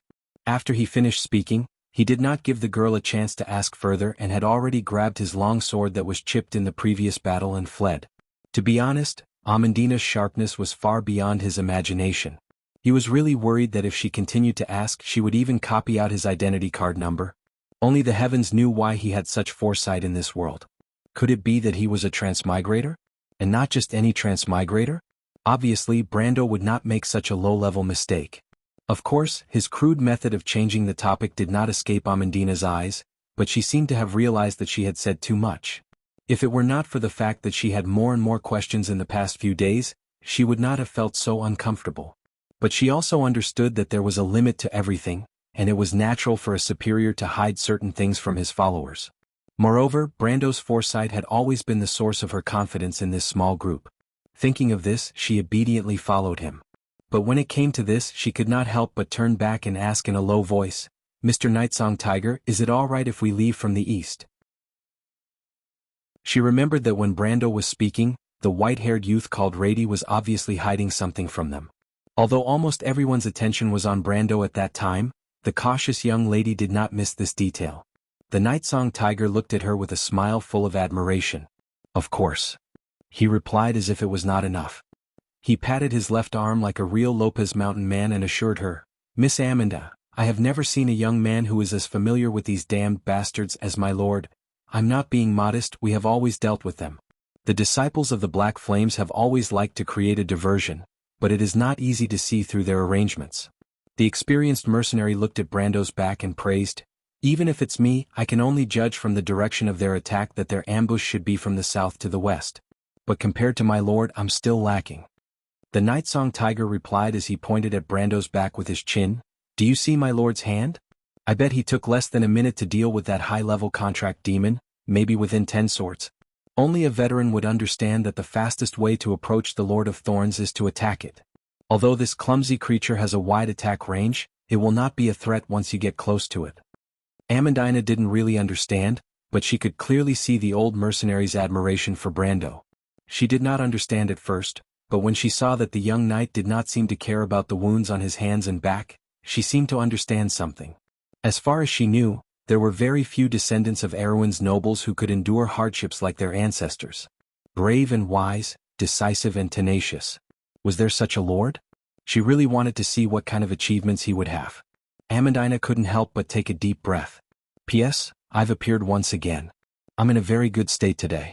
Everyone can see that I've worked so hard. To be continued. If you want to know what will happen next, please go to www.chidian.com to read more chapters. Support the author, support the original reading. Chapter 151. The battle seemed to have ended as soon as it started. Eek was almost certain that the people under the black robes were at least silver magi. He had expected this to happen, but he did not expect the result. He was almost certain that Cabot and the others would die on the spot, and he could not help but draw his sword to stop them.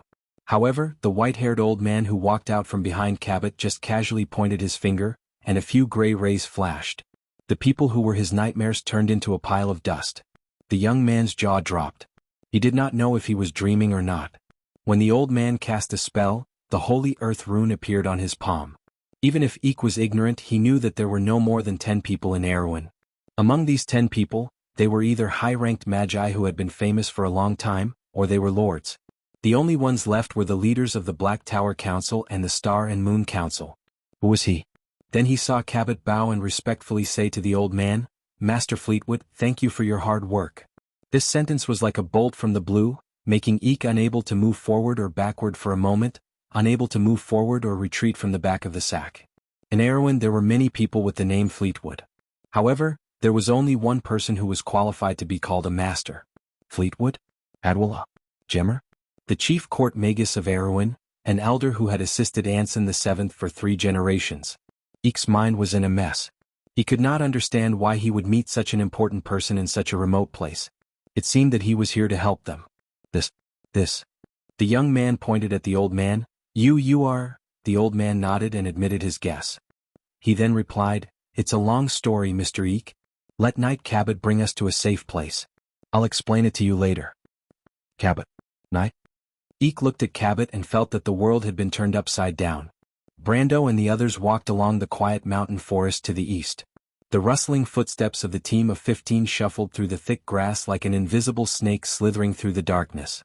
When they looked back, they could see the sparks of fire in the forest at the foot of the mountain.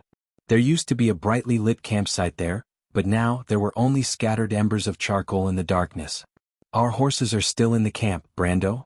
This was already the 3rd time she had asked this question. Brando knew that the Roman's heart ached for her little pony, so he couldn't help but shake his head with a smile. "They will retreat, won't they, Brando?" The merchant lady's eyes sparkled with the light from the fire below the mountain. She turned her head and lifted her chin as she asked. She knew what Brando meant.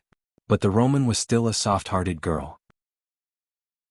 Even though she knew that she and her aunt were not welcomed by the villagers, the land where they grew up was still considered their homeland. That was why she was willing to help Freya rebuild Butchie. "Only Lady Martha knows about this," Brando answered.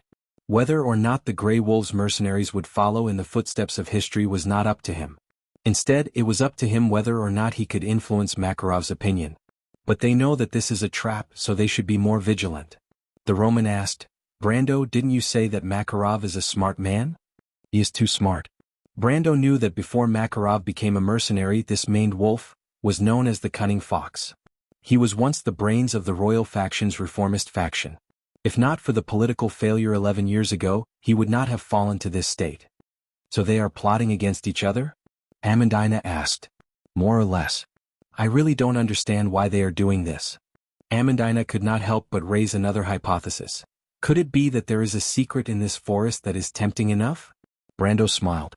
There was a secret, but it was not tempting enough. Moreover, the 2 sides of the conflict did not care about this point. They were concerned about something else. Amandina saw his smile and immediately asked, "Do you know something, my lord?" Brando nodded. "Do you remember the young man we saw a few days ago?" He said, "His real name should be Eek? Lantan Island? Ophelia?" "That name sounds familiar." "Naturally, then you should have heard of Cannon? Lantan Island? Ophelia?" The Roman and the other mercenaries were fine, but Amandina could not help but choke and cough violently. After a long time, she looked up with a pale face and asked while gasping, "Duke Anthony? Eek also has a title, Count Maywak. This is a title with a territory." Brando narrowed his eyes. "It's just that I'm afraid even he doesn't know." "This is..." Amandina could not help but ask, "Is it related to the political struggle 11 years ago?" "Oh right, didn't Duke Anthony's son disappear a long time ago?" She suddenly stopped talking and looked at Brando with a strange expression. "My lord, how do you know so much?" "It's an open secret," Brando said without thinking. "So it's still an open secret. Erewhon is no longer the Erewhon of the past. Its upper echelons are so old that it's not worth repairing. It's even worse, it's beyond cure." Brando looked at the noble girl and deliberately said these words in front of her. "We are not the only ones who have noticed this. Look, Miss Amandina. In less than 3 months, this country will be torn apart. What you're seeing now is just its final struggle." Although these words were not considered treacherous in this world, The ambition contained in them was still obvious. Can the Corvado dynasty still be saved? Amandina asked. She was still thinking of the name that brought glory to Erwin. Maybe there are more. Brendel thought of the regent princess. What should we do, my lord? Amandina interrupted his thoughts and asked in a low voice. Let's find the sage slate first. Brando looked at the rolling mountains in the distance. The mountains intersected with each other, forming different layers of black silhouettes in the dark night. But the young man's gaze seemed to be able to see through these obstacles, as if he had already seen the goal, and answered concisely and powerfully. The young man led the group to the top of the mountain, and the wind suddenly became stronger. It was as if the air from the southern mountain pass had whistled through the forest and lifted his cloak. Brando sniffed the wind and stared at the dark and quiet valley on the other side of the mountain. A trace of surprise flashed in his eyes, but it quickly turned into understanding. It's here. It seems that these people are not joking with me when it comes to key issues. When the others heard this exclamation, they all turned to look at him. Do you see the valley below? Is there a problem? The Roman asked curiously. Brando stretched out a hand from under his cloak and pointed at the valley. But when they looked in the direction he pointed, all they saw was a layer of black carpet that was spread out along the mountain walls on both sides of the forest. But the young man turned his head, and a layer of light flashed in his eyes. Have you heard of altars? Altars. Altars. The Roman answered seriously. When I was young, I saw the altar in the Temple of Flames with my aunt. Is it like that? Of course not. Then you should have heard of the nest, right? Everyone was silent. This was natural. There should be a nest in that valley. What? The mercenary captain standing behind him was shocked. Everyone knew that nests were the war potential of a country. But very few people knew that except for man-made nests, wild nests were dangerous forbidden zones. In fact, humans often had to pay a great price to purify a nest. What level is the nest? He asked immediately. Don't be nervous. Brando signaled him to be quiet. He looked at the entire valley and paused for a moment. That is an altar of order. If I'm not wrong, it is the Temple of Truth. An altar of order? Have you heard of the Gate of Heaven? The mercenaries sucked in a breath of cold air. The mercenaries of Lopez came from the kingdom of knights, Gareth, and naturally understood what this term meant. The Nightsong Tiger looked at the confused faces of Amandina and the Roman, and explained in a low voice, the Angel of Thrones. Amandina gasped and looked at Brando in disbelief. The kingdom of knights was less than a fifth of Erwin's land, but its strength was the strongest among the kingdoms of the Holy Church. This was because it had two of the strongest legions in Wand. The fanatical Heart Knight Legion and the Radiant Royal Legion. In the last Holy War, Erwin, as a subordinate of the Holy Cathedral of Fire, had suffered many losses at the hands of these two legions. The Nightsong Tiger looked at him in disbelief and stuttered, My lord, are you saying that there is a gate of heaven in this valley? Brando immediately shook his head. What a joke, there was no way he would be able to discover a gate of heaven in this valley. The gate of heaven was also known as the Angel's Staircase, and the creatures that were born from it were known as the strongest creatures of the Holy Church, the Angel of Thrones. Moreover, as long as there was a gate to heaven, there would be abnormal signs in the sky within 100 miles. With such obvious signs, unless the local Holy Cathedral of Fire was extremely retarded, there was no way he would be able to get a share of the pie. No, there is an altar of order below that is similar to the gate of heaven. Brando replied. Similar? The mercenary leader was stunned. Although he was the embodiment of the most legendary mercenary in history, he was not a knowledgeable scholar. The nests of all the creatures in this world were in the hands of those in power or local aristocrats. Most people had only heard rumors about them, but most people had neither the qualifications nor the opportunity to understand them. You're saying that this is a nest under the protection of Lady Martha? Amandina keenly grasped Brando's meaning. Brando was taken aback. Even though he had the idea in his mind, he could not help but use the words in the game when he spoke. It could only be said that Sophie's personality always held the initiative when it came to quests and storylines. He smiled bitterly and nodded his head. If that's the case, then it's also a great discovery. The Nightsong Tiger immediately said. Because wild nests were too difficult to purify, transforming a nest that was contaminated with magic was not something that could be done in a day. The entire process could take up to 10 or 20 years. However, nests under the protection of Martha were different. They were gifts from God to the world, and the creatures of order that were born from them were natural allies of intelligent beings. Often, the owner of the nest only needed to pay for the daily expenses and a small reward, and the owner of the nest could obtain a powerful army from the altar of order. Therefore, in any kingdom, as long as they reported any altar of order to the Holy Cathedral of Fire, they would be able to obtain a rich territory that was close to 3 or 4 knight dominions. And it was a hereditary territory. Amandina, who was always calm, became excited when she thought of this. She looked at Brando. But Brando waved his hand. "You're thinking too much. That's just an abandoned altar." "Abandoned?" Amandina was stunned, but she quickly asked, "How do you know, my lord?" Brando did not answer. He already knew that there was an altar of order in this direction, but he did not know the specific location.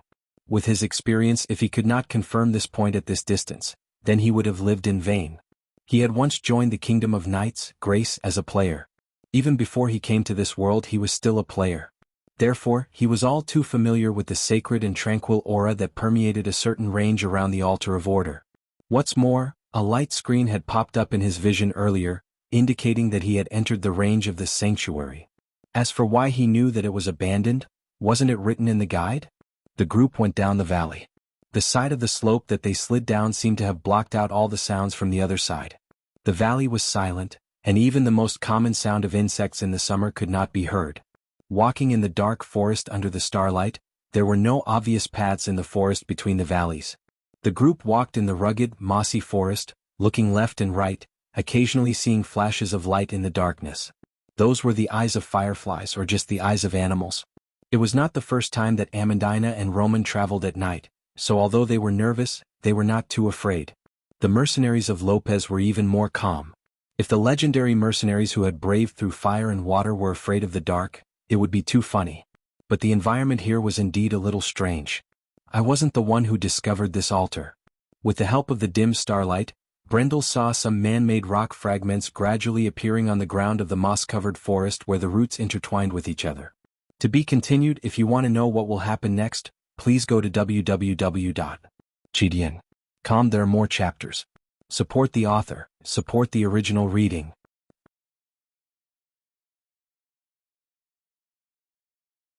Chapter 152. Scarlet. A clear voice called out from the forest, accompanied by hurried footsteps. It sounded like a group of people was approaching them. The girl with light red long hair pressed a hand on the back of her head and turned around. Her thick eyelashes brushed, and her nearly translucent wine-like eyes reflected a ball of fire not far away. Sparks danced in the air and her gloomy eyes flickered. She seemed a little confused. From the sound of it, it seems like Celia and the others. Didn't they go to look for Yura and Reedy? Why are they back? Did they find them or did they run into some trouble? The girl called Scarlet vigilantly raised the halberd in her hand, or rather, the halberd. If Brando was here, he would definitely be able to recognize the halberd. Apart from the foot-long, pitch-black blade, the spindle-shaped blade was one of the most eye-catching features of the weapon. The sharp edge of the blade spread out along the golden edge, making it look exceptionally beautiful. However, beautiful things were always dangerous. This halberd was known as Lightning Lance, Logos, and was one of the most famous drops in the Chablis region. It was a must-have weapon for spear mercenaries. Even though it was only a level 25 halberd, its price had always been high on a few famous trading websites. There was no other reason other than the 1% chance that the user of this halberd would receive the Lightning Whisper special effect when attacking. The effect originated from the elementalist's spell of the same name. It would grant the user 10% lightning damage, which was equivalent to increasing the user's elemental damage by 10%. That was why the spear mercenaries had a tactic. They would first use the lightning lance to activate its effect, then use it with the mercenaries' instant battle preparation skill to instantly switch to their main weapon, asterisk. They would then use the wind elemental sensing potion, attribute strengthening crystal and other consumable items to deal damage. Asterisk. The difference between a mercenary and a warrior was that a warrior focused on technique while a mercenary focused on battle. The latter viewed their weapons as tools. This was the so-called elemental damage type. However, it was rumored that the Lightning Lance, Logos, was owned by a spirit knight in the northern forest of Chablis. How did it end up in the girl's hands was an unsolved mystery. If Brando saw it now, he would probably be surprised as well. The first Lightning Lance, Logos, appeared in the Year of the Swift, 377. Before the Year of the Summer Leaves and Flowers, 375, The forest to the north of Chablis was still occupied by lizard men bandits, wasn't it? Scarlet raised her head and saw a few people rushing out of the forest. She frowned. To the girl, the Grey Wolves mercenaries had a different meaning. She was an orphan who was adopted by Cabot, and this mercenary group was more like a huge family to her. Every time she fought, it was not for money but to protect her family. However, other than fighting, she felt that she didn't know what else to do. There was only battle. However, for the past 11 years, the Grey Wolves mercenaries had been winning again and again. Everyone's confidence grew day by day and gradually, it became a sense of honor. But this pride was met with a painful blow tonight. Scarlet did not understand where these enemies came from, but there was no doubt that they were extremely difficult to deal with, and their fighting spirit was terrifyingly tenacious. She had a bad premonition in her heart. Nervousness and exhaustion made her young heart pound in her chest. What's wrong? Scarlet, Yura has been found. The young girl let out a low sigh and her eyes flashed. She put down her halberd and swung her long hair. Then she pressed her hand against her hair and asked, "So? What did the leader say? Should we continue forward or retreat?" The crowd snickered. Everyone in the mercenary group knew that the red-haired girl had a good impression of Eek, but the few people involved were kept in the dark. It was a pity that this secret admiration could only be buried in the bottom of their hearts. Since Yura was Eek's fiancée, her relationship with that woman was not necessarily good. But Yura is Xingjian and she's smart. I think the leader would like her more. Scarlet pretended not to care and snorted lightly. Then she raised her head and glared at them. "Be careful, your mouths might rot," she said fiercely. But the laughter grew louder. Someone said amidst the kind laughter, "Scarlet, the leader has decided to advance to the northeast. You, Reedy, and Roller, the three captains, will each lead a group to pave the way. We'll go with you, okay?" Scarlet suddenly grinned. "Why do you want to go with me? You have ulterior motives, don't you?" "Why would we?" The few who were seen through quickly waved their hands. She raised her head and glared at one of the youths, who quickly lowered his head. "Idiot." Scarlet snorted inwardly. "Up to you." She turned around and answered. The youths looked at the girl's back blankly for a moment. They did not understand the girl's worries. The strength of paper cards far exceeded their expectations, but why didn't Captain Makarov give the order to retreat? Why did he insist on carrying out the original plan? Was it because he had a card up his sleeve or was it because of some other reason? Scarlet pressed her hand against her chest, feeling her heart beating rapidly. But since the leader had given the order, she had no grounds to disobey. She could only rely on the halberd in her hand. She tightened her grip on the halberd. It was a gift Eek bought from a merchant for her 15th birthday. She had long since made up her mind to fight with this halberd until the very end, even if it meant losing her life. Sometimes she even felt that this was the meaning of her life. But after walking for a while, she thought of something else. She tilted her head and asked, "I remember that the merchant was camping here. Why don't I see him?" "Maybe they got separated," the youths hesitantly answered as they followed her. After all, they were not the maned wolf, Makarov's trusted subordinates. In fact, not everyone in the Grey Wolves mercenary group knew of his identity. Most of them thought that they were only in a temporary alliance on the surface. Scarlet frowned. "Then let's search in this direction." "Is that all right?" "Why not? The Grey Wolves mercenaries can't be called a traitor." Scarlet replied. The youths behind her laughed again. She was obviously soft-hearted, but she had to find a dignified excuse. They were willing to follow her mostly because they wanted to see her make a fool out of herself. Of course, it was mostly out of goodwill. But just as Scarlet finished her words, another strange laughter came from the forest. The laughter sounded like the squeaking of the scarecrows that the mercenaries had seen in the manor of the nobles in the flatlands east of Randner. It was hollow, dull, and filled with a sense of terror. Scarlet's expression changed as she looked up. She immediately saw the person wearing a black robe with red edges standing on top of a tree. On the other side of this person, there was a huge green beast entrenched on top of a black pine tree. The monster had the head of a goat, and a pair of fleshy wings drooped down, revealing spiked black metal chains wrapped around its wings. When did it come? Scarlet was shocked and frowned. Even though she did not know what it was, she knew that it was a tough opponent. "Little girl." The disciple wearing the black robe laughed and said with a sharp voice, "You said someone got separated from here? It has nothing to do with you." Scarlet raised her axe and gritted her teeth.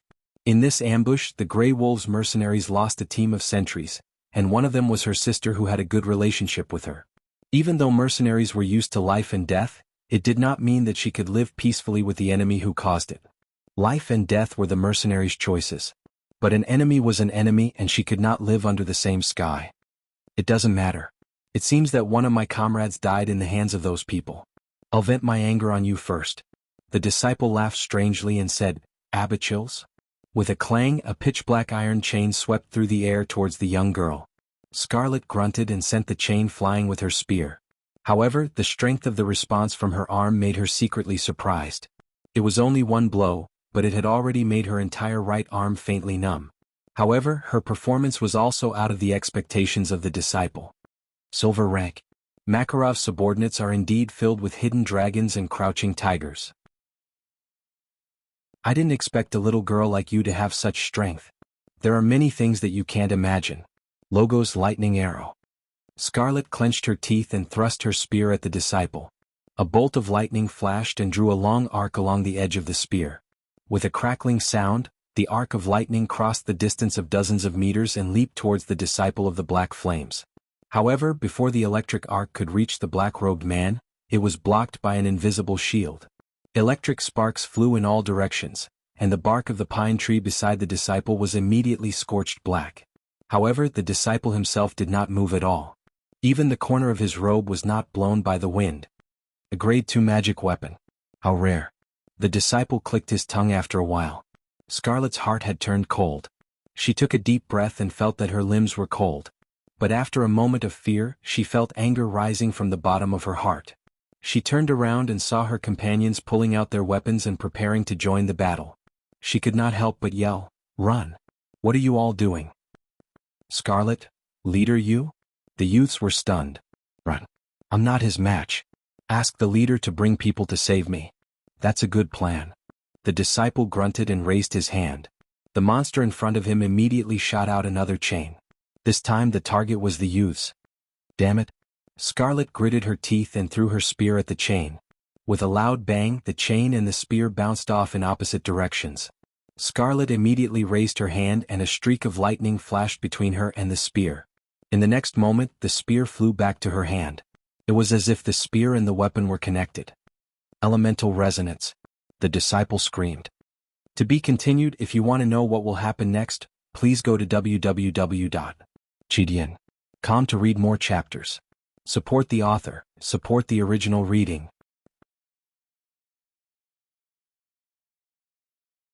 Chapter 153. That's what he said? Even though the Grey Wolves mercenaries were ambushed by the disciples of the Black Flames and the enemy mercenaries, they had no choice but to abandon their camp and retreat to the south. However, Maned Wolf, Makarov didn't panic in the face of danger. He calmly commanded the retreat and even gathered his men along the way to form a new fighting force. With that alone, he could be considered a famous general in this era. In the forest, as usual, he was with Buga wearing a fiery red military uniform. It was the uniform of the Royal Guard during the time of the previous king.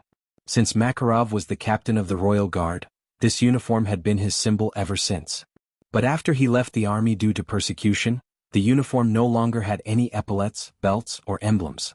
He pressed down on his own sword, the Type 35 cavalry sword, which was used by commanders. This type of sword was the most popular weapon for level 30 to 40 swordsmen in the game. Of course, it wasn't because it was very strong, but it was because it had a high price-to-performance ratio. This kind of sword could be said to have the best attributes among the magic longswords that were around level 30 and below brass. There were a lot of them circulating in the market, which was why it was so popular. However, Makarov didn't seem to be worried about the enemy's attack. Instead, he raised his eyebrows and his expression was calm. Only when he heard Yura's words did he raise his eyebrows and ask. Seeing Yura nod, Makarov turned to Buga and asked, "Xiangdong, it seems like that young man Brando has a card up his sleeve. Should we follow them?" "Wait," Rady hurriedly interrupted him. Even though this white-haired young man was a mercenary, he had more freedom than the others. Normal people wouldn't dare to interrupt like this. "Leader, our opponent is the tree herders. Shouldn't we retreat first and think of a better plan? I think they must have come prepared since they are making such a big fuss. If we continue to fight them here, wouldn't we be playing into their hands?" His words were hurried and rushed, but Makarov and Buga were used to this young man's personality and didn't think much of it. However, Rady immediately thought of something and asked, "Oh right, Eek is still in town. Will he be safe? Makarov looked at the young man and nodded. You are right, Rady. But no one can guarantee that the Grey Wolves mercenaries will be safe once they retreat to Chablis. He saw Yura lowering her head and knew that she was worried about her lover. He sighed and said, in fact, the vice leader and I already knew that Conrad wasn't as simple as he seemed. But since we dared to lure him here, we should be prepared. I don't know what he discovered, but it's good for him to stay. Cabot is there to protect him. Don't worry. Buga remained silent as he listened by the side, but the tall swordsman was startled for a moment. Suddenly, he raised his head towards the direction of the forest. Immediately, a blinding flash of light appeared, followed by a deafening roar from behind the forest. Everyone's expression changed. Just as Rady was about to say something, one of the mercenaries exclaimed, "The seventh cord! Scarlet is in trouble." Buga unsheathed the great sword on his back, but he immediately let go of it and stared at the direction with a solemn expression. The battle is over. Scarlet, Yura's face paled. I'll go save her. Rady seemed to have only just realized what was going on. He immediately drew his sword and tried to rush in that direction. But Makarov grabbed him by the shoulder and stopped him from moving. Stop. Leader? Makarov didn't say a word and frowned for the first time. He looked towards the direction of the forest with a serious expression. Not long after, shadows appeared in the forest. Screams of pain could be heard from afar. It sounded like the cries of humans or beasts. The mercenaries who were at the edge of the forest quickly retreated. This was because a large number of disciples of the Black Flame sect had suddenly appeared in the forest in the southwest. As they moved forward, the heavy chains on their feet and hands rubbed against the ground and swept through the bushes, creating a clanking sound. At this moment, the quiet forest was particularly eerie. The north is just a feint. The enemy is lying in ambush in the south. At this moment, this clear thought flashed through everyone's mind. Unfortunately, it was a little too late to react. Scarlet and Rallel had obviously been defeated, but the mercenaries didn't have the time to grieve for the loss of their comrades. They were in the same danger. These were all experienced warriors, and they could tell at a glance that the enemy outnumbered them by at least 3-1. Rady gulped. Even though he wasn't afraid of death, he still felt suffocated in the face of such a situation. Even though Yura couldn't see, she knew how dangerous the situation was. Conrad. Buga spoke in a low but powerful voice. A frivolous voice immediately responded from the forest. It sounded like a young man. Mr. Buga, you know me? But should I call you Buga the Cross? Or should I call you Duke Anthony or Grand Duke Lone's personal guard? The members of the Grey Wolves mercenaries couldn't help but be startled. They turned around and looked at their vice leader in astonishment. Although they didn't believe him, it was hard for them to suppress their curiosity. Buga and Makarov were unfazed. Makarov raised his hand to stop Buga and said, I didn't expect the Paper Cards mercenaries to be working together with the infamous tree herders. It won't be good if word gets out. The forest immediately fell silent. There were many who knew about the disciples of the Black Flames, but not many knew about their relationship with the tree herders. The young man called Conrad didn't expect Makarov to know so much. He paused for a moment and mocked, as expected of the cunning fox of the past. You know quite a lot. As expected. Makarov furrowed his brows. He was trying to confirm Brendel's words. However, he wasn't worried that it would affect their morale. Mercenaries were different from regular soldiers. They were a group of fugitives and didn't care about life and death as much as normal people. That was why in Wond, even though the strength, equipment and discipline of the mercenaries couldn't compare to regular soldiers, they were still a powerful force. All right, Mr. Makarov. Conrad smiled and said, Actually, I'm here to confirm with you whether the only son of Grand Duke Lone is with you now. The Grey Wolves mercenaries were stunned again. They couldn't help but look at their leader. Why was there another duke? That was an unreachable figure in their eyes. Makarov laughed. What a joke. I don't even know what you're talking about. And even if I do you think I have the obligation to answer your questions as enemies? He couldn't help but mock. But the young man in the forest shook his head. You can't say that. Do you have the heart to see so many of your old subordinates who have followed you for more than 10 years die here? But he immediately nodded. That's right. They are nothing compared to your original identity. For your mission, it's only right to abandon these cannon fodders. Buga snorted. All right, Conrad. We are all mercenaries. Do you think your words will affect us mercenaries? Makarov shook his head. Why don't you give it a try and see if you have any skills? For our profession, the worst-case scenario is death. It's nothing. Maned Wolf's words caused the mercenaries to chuckle. It was because of this that people like them had already accepted life and death. To them, it was extremely laughable for someone like Conrad to be so hesitant and try to persuade them for half a day before the battle. Mercenaries had their own code of conduct. Their loyalty to a group was completely different from that of regular soldiers.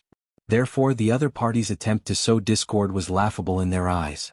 As if to express their thoughts, the mercenaries drew their swords and prepared for battle. The sound of metal clashing could be heard in the forest. On the other side, in the dark forest that blocked out the starlight. That damned old man.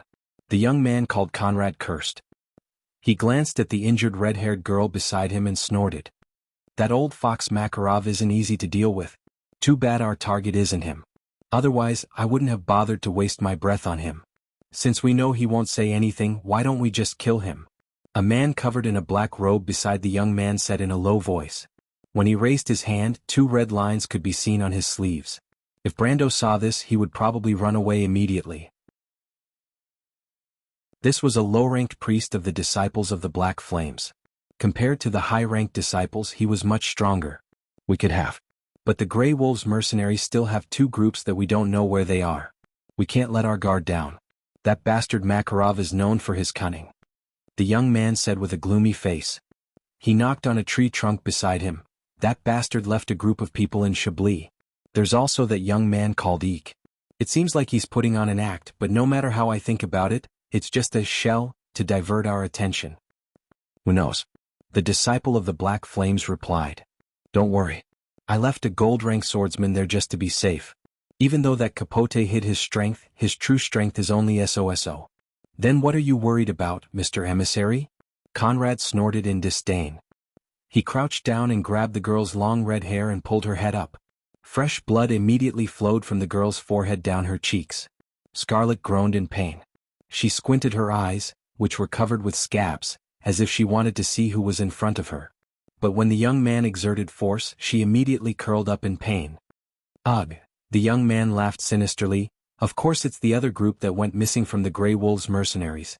Even though that group of 12 mercenaries, a young merchant and 2 women joined the Grey Wolves mercenaries midway, it's impossible for me to believe such a lie.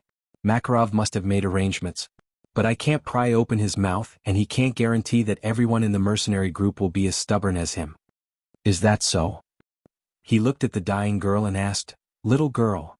Scarlet seemed to have just realized the situation she was in. She gritted her teeth and turned her head to the side. To be continued. If you want to know what will happen next, please go to www.chidian.com. There are more chapters. Support the author, support the original reading.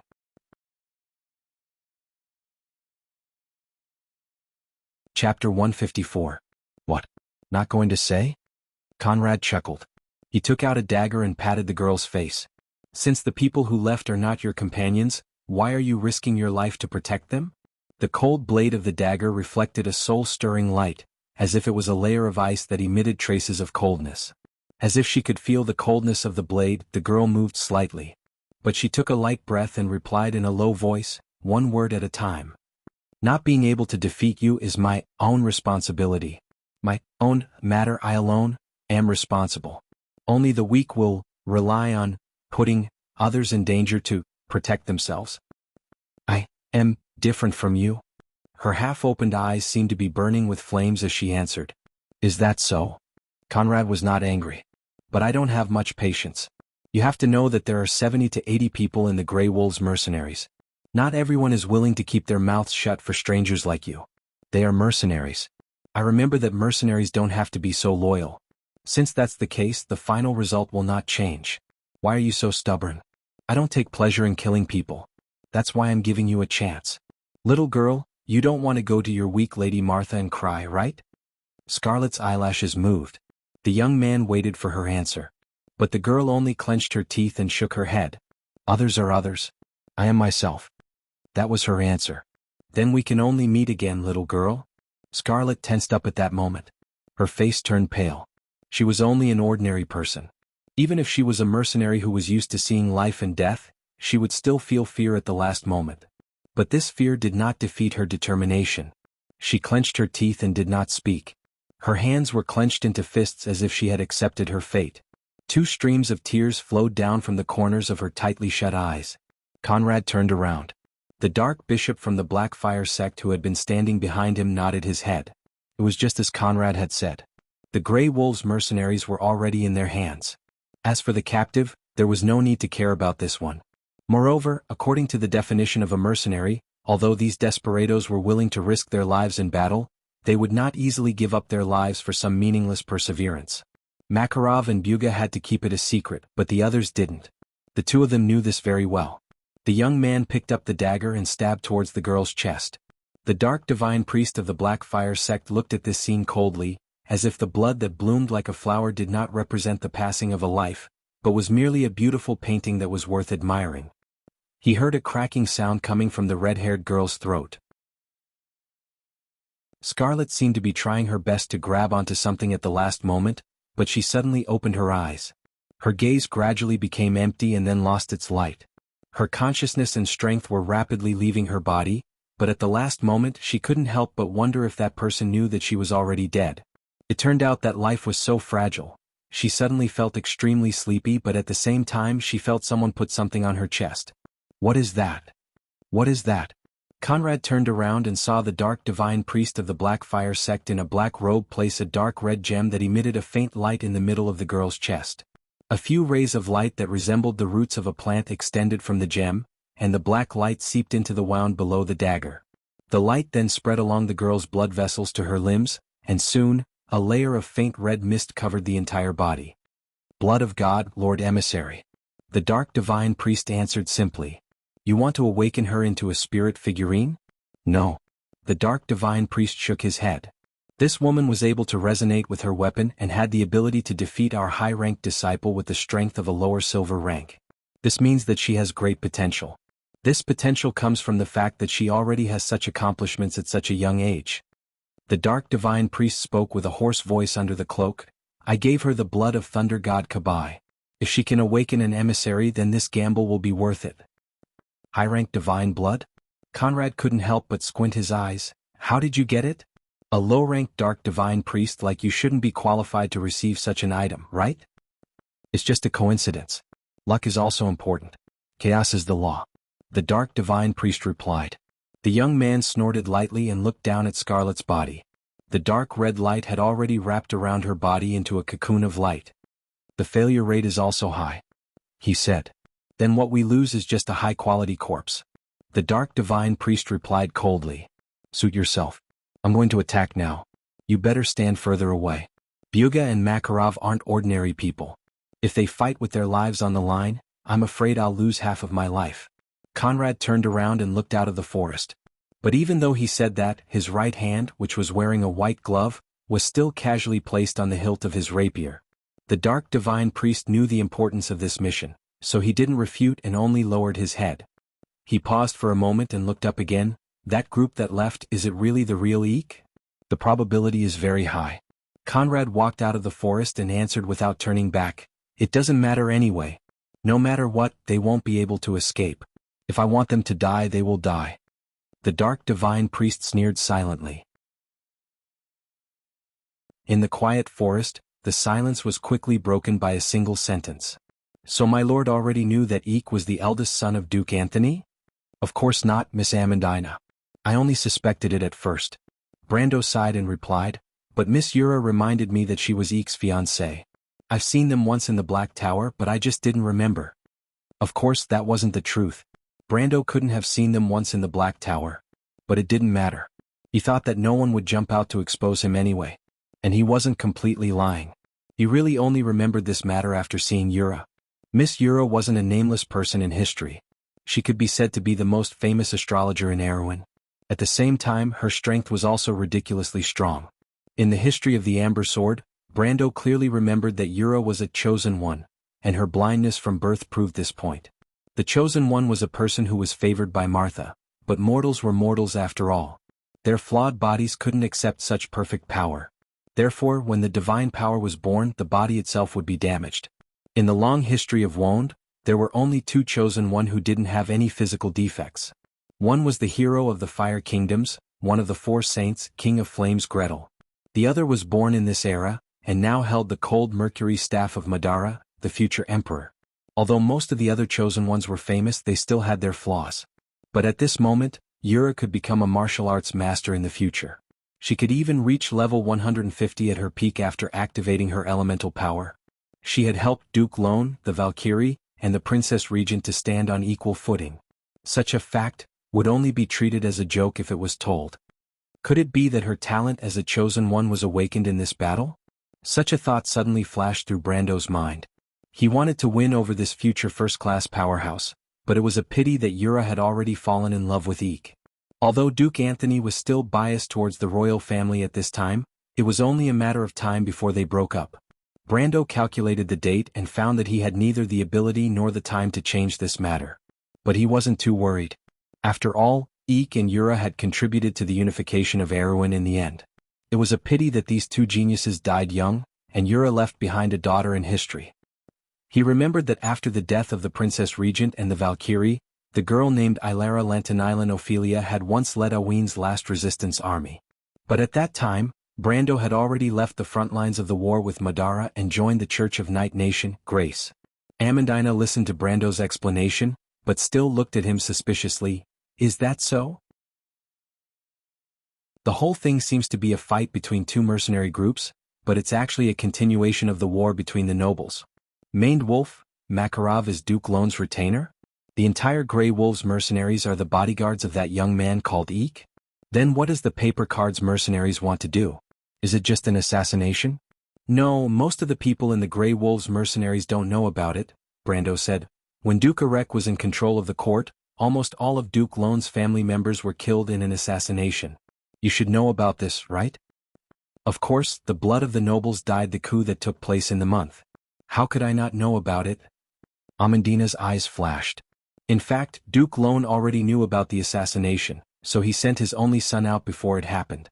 That's why he planned to use the deaths of others to cover for his only son. Brando took a deep breath and answered calmly.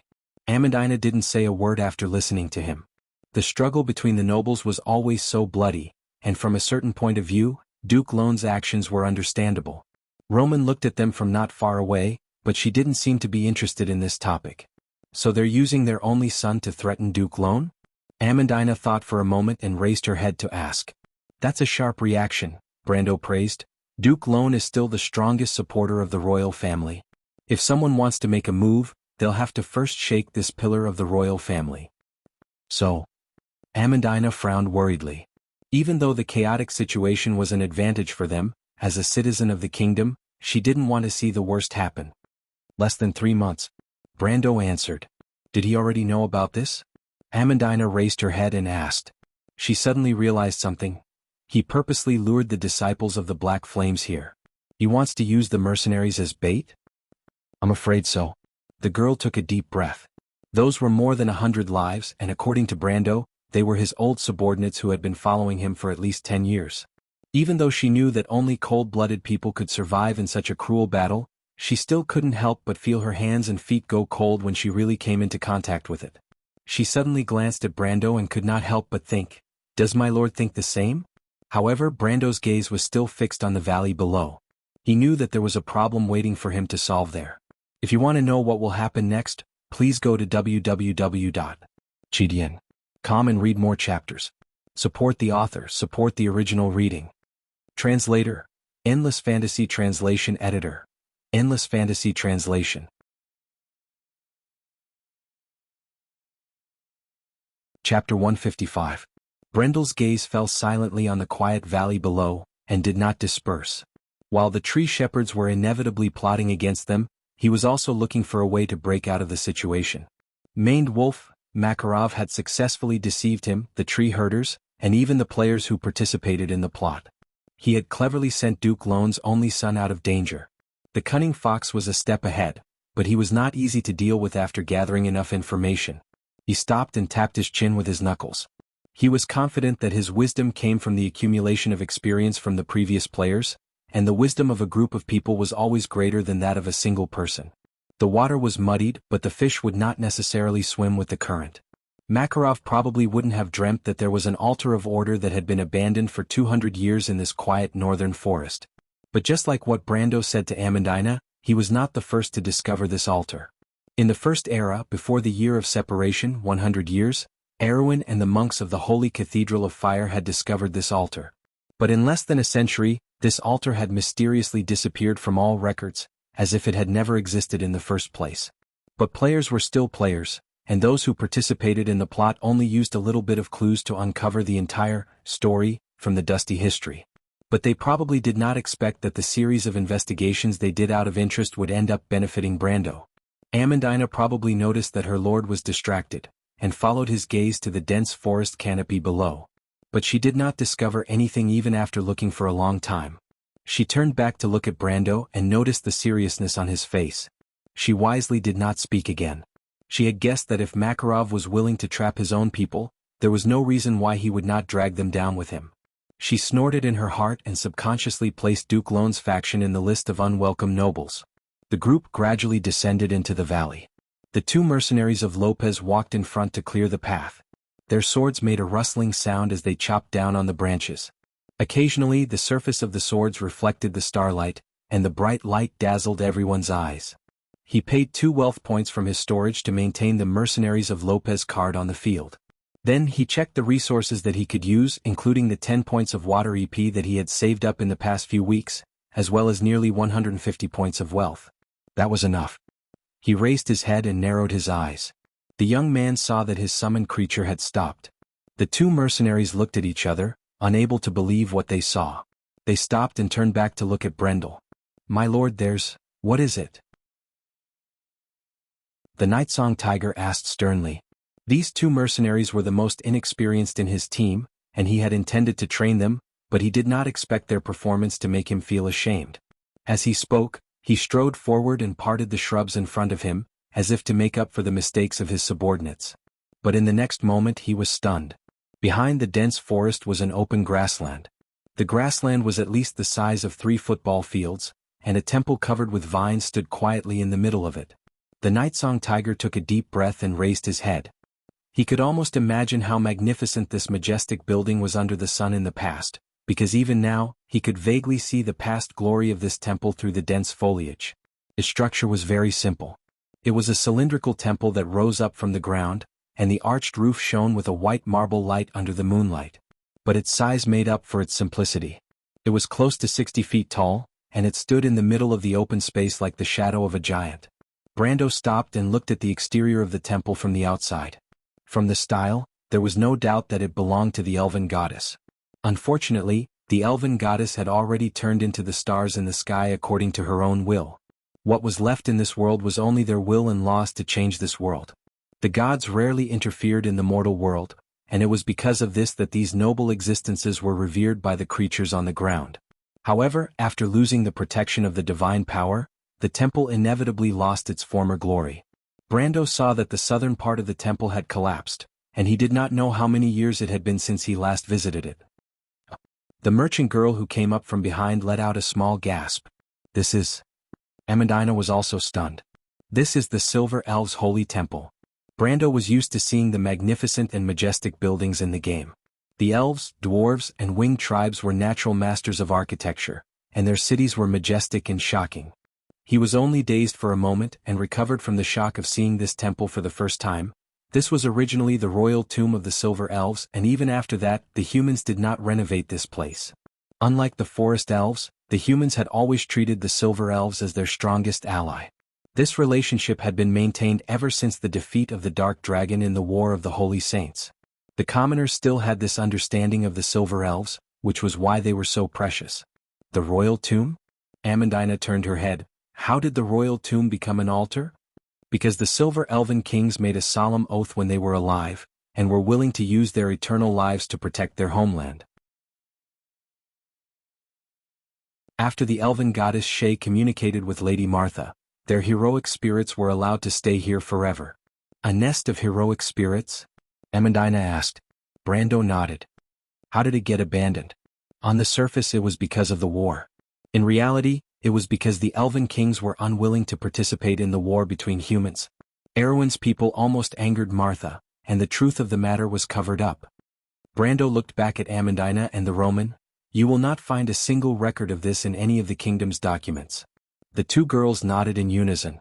They did not ask how Brando knew this, and they knew that the answer would be the truth of the history recorded by the wizards. There's still room for this altar to be reactivated. Brendel's words shocked everyone once again. What? Don't get too excited, it's just a possibility. But only he knew that if the guide did not lie.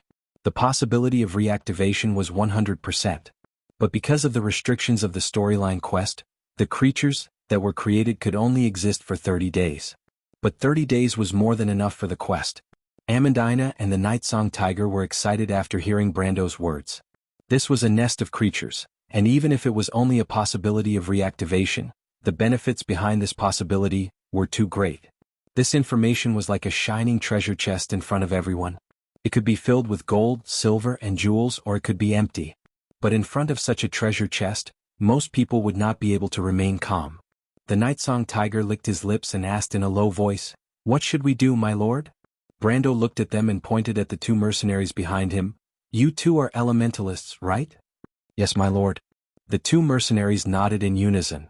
"Do you have crossbowmen?" "Yes." The Nightsong Tiger immediately pointed at 4 people. "Is that enough?" "Yes." Brando said as he took out a coil of rope from his backpack. 4 of you come with me, I'll arrange the battle strategy."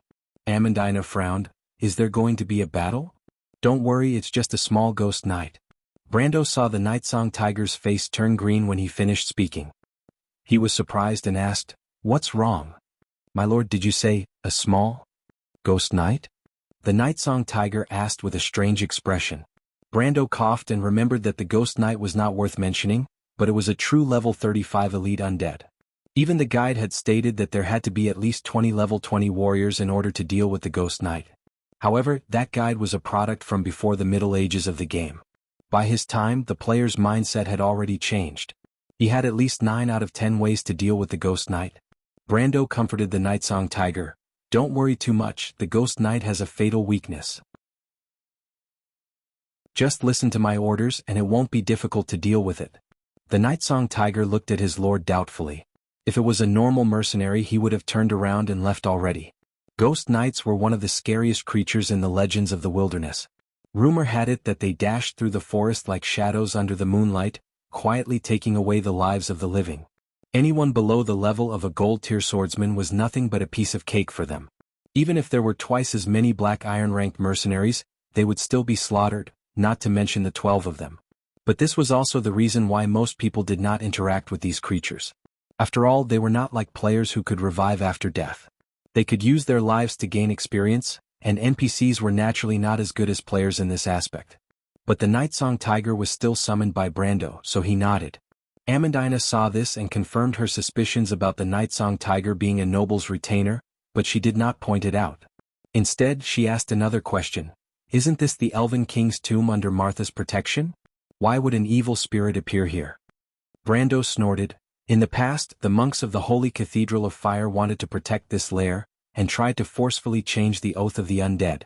In the end, the power of chaos took advantage of this and corrupted the altar of order, causing the evil spirit to appear. Legend has it that Martha was enraged by this and indirectly caused the Cipher dynasty to change." Amandina nodded. She did not expect there to be such a legend. "My lord, are you talking about that?" At this time, the mercenary who had been monitoring the temple suddenly turned around and pointed in the direction of the temple. Brando turned around subconsciously. "P.S. I've been writing this chapter since yesterday and I've been in tears. I've finally gotten back to the dungeon. Half of the month has already passed, but the monthly votes are still far from half. I beg for everyone's support so that I can get a consolation prize. The pitiful person waiting for the money to go under the knife is on the verge of tears."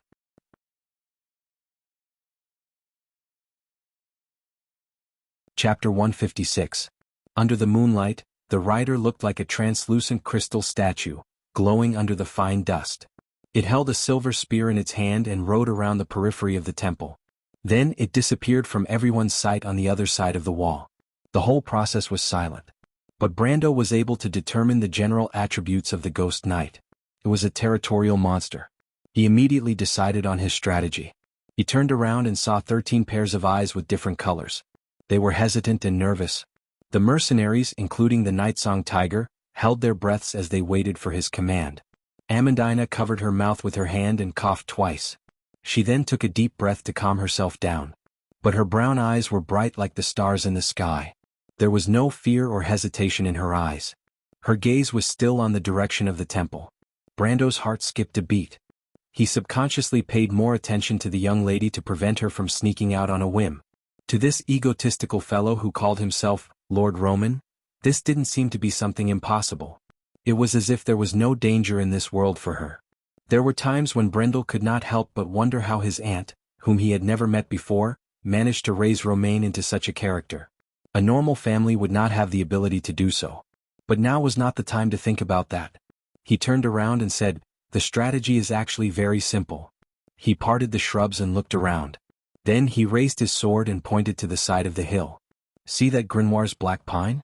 You guys go there and ambush it. You just need to wait for me to lure it over." "That's it?" Everyone was stunned. "But what are we going to do, my lord?" The Nightsong Tiger asked doubtfully. Brendel glanced at him and thought to himself, "Do you still need people to teach you this? Since you've already entered the ambush, you don't have to be courteous." But this was the difference between the players and the natives. The players would not care about the consequences. They would just fight and think about it later. The worst that could happen was death. Therefore, he was startled for a moment and then answered matter-of-factly, this, of course, with all his might. However, he suddenly realized where the problem was, so he simply changed to a simpler way of explaining. "All right, in other words, you can just take it that he has a grudge against you for stealing your wife and killing your son." "My wife and child?" The Nightsong Tiger paused for a moment and asked in confusion. "But my lord, to be honest, my wife died in the war with Cruz." Brando sighed and facepalmed. "Then you can treat it as if it owes your mercenary group 1,000,000 tor and does not intend to pay." Shock. Since the mercenaries of Lopez became famous, they had never heard of anyone who dared to delay their payment. There was a saying that cutting off one's livelihood was equivalent to killing one's parents. If they did not take revenge, how could they live under the same sky?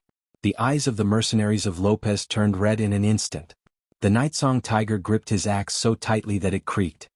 He shouted, "Martha above, so it's the same as the untrustworthy Anju people. My lord, please do not worry. In the name of Lady Martha, we will beat the shit out of that undead who deserves to be cursed. We will teach it that it is not so easy to owe the Lopez people a debt." Amandina stood awkwardly at the side as she listened to the mercenaries' ramblings. As the daughter of a wealthy family in Bruglas, she did not have the chance to speak with such vulgar language. The profanities in his words almost made her faint, but she clenched her teeth and held on. She coughed and whispered with a red face, "Brando, the opponent is the legendary Ghost Knight. Can we really defeat it?" Amandina was not Brando's summoned creatures like these mercenaries. They could wholeheartedly trust him, but she still had doubts in her heart. Brando's plan was too simple. With such a simple method, wouldn't anyone be able to defeat the Ghost Knight? They were just a small group of ordinary mercenaries, and not all of them were sword masters, great wizards, sorcerers, or elven messengers. In the limited description of the Spectre Knight in the literature, the strength of the Spectre Knight was at least at the peak of the silver rank, close to the level of a gold rank knight. What were they going to use to fight against a quasi-gold tier swordsman? Was it just an ambush? However, the ambush would not increase their fixed combat strength. Or could it be that the purpose of hiding there was just to scare the enemy?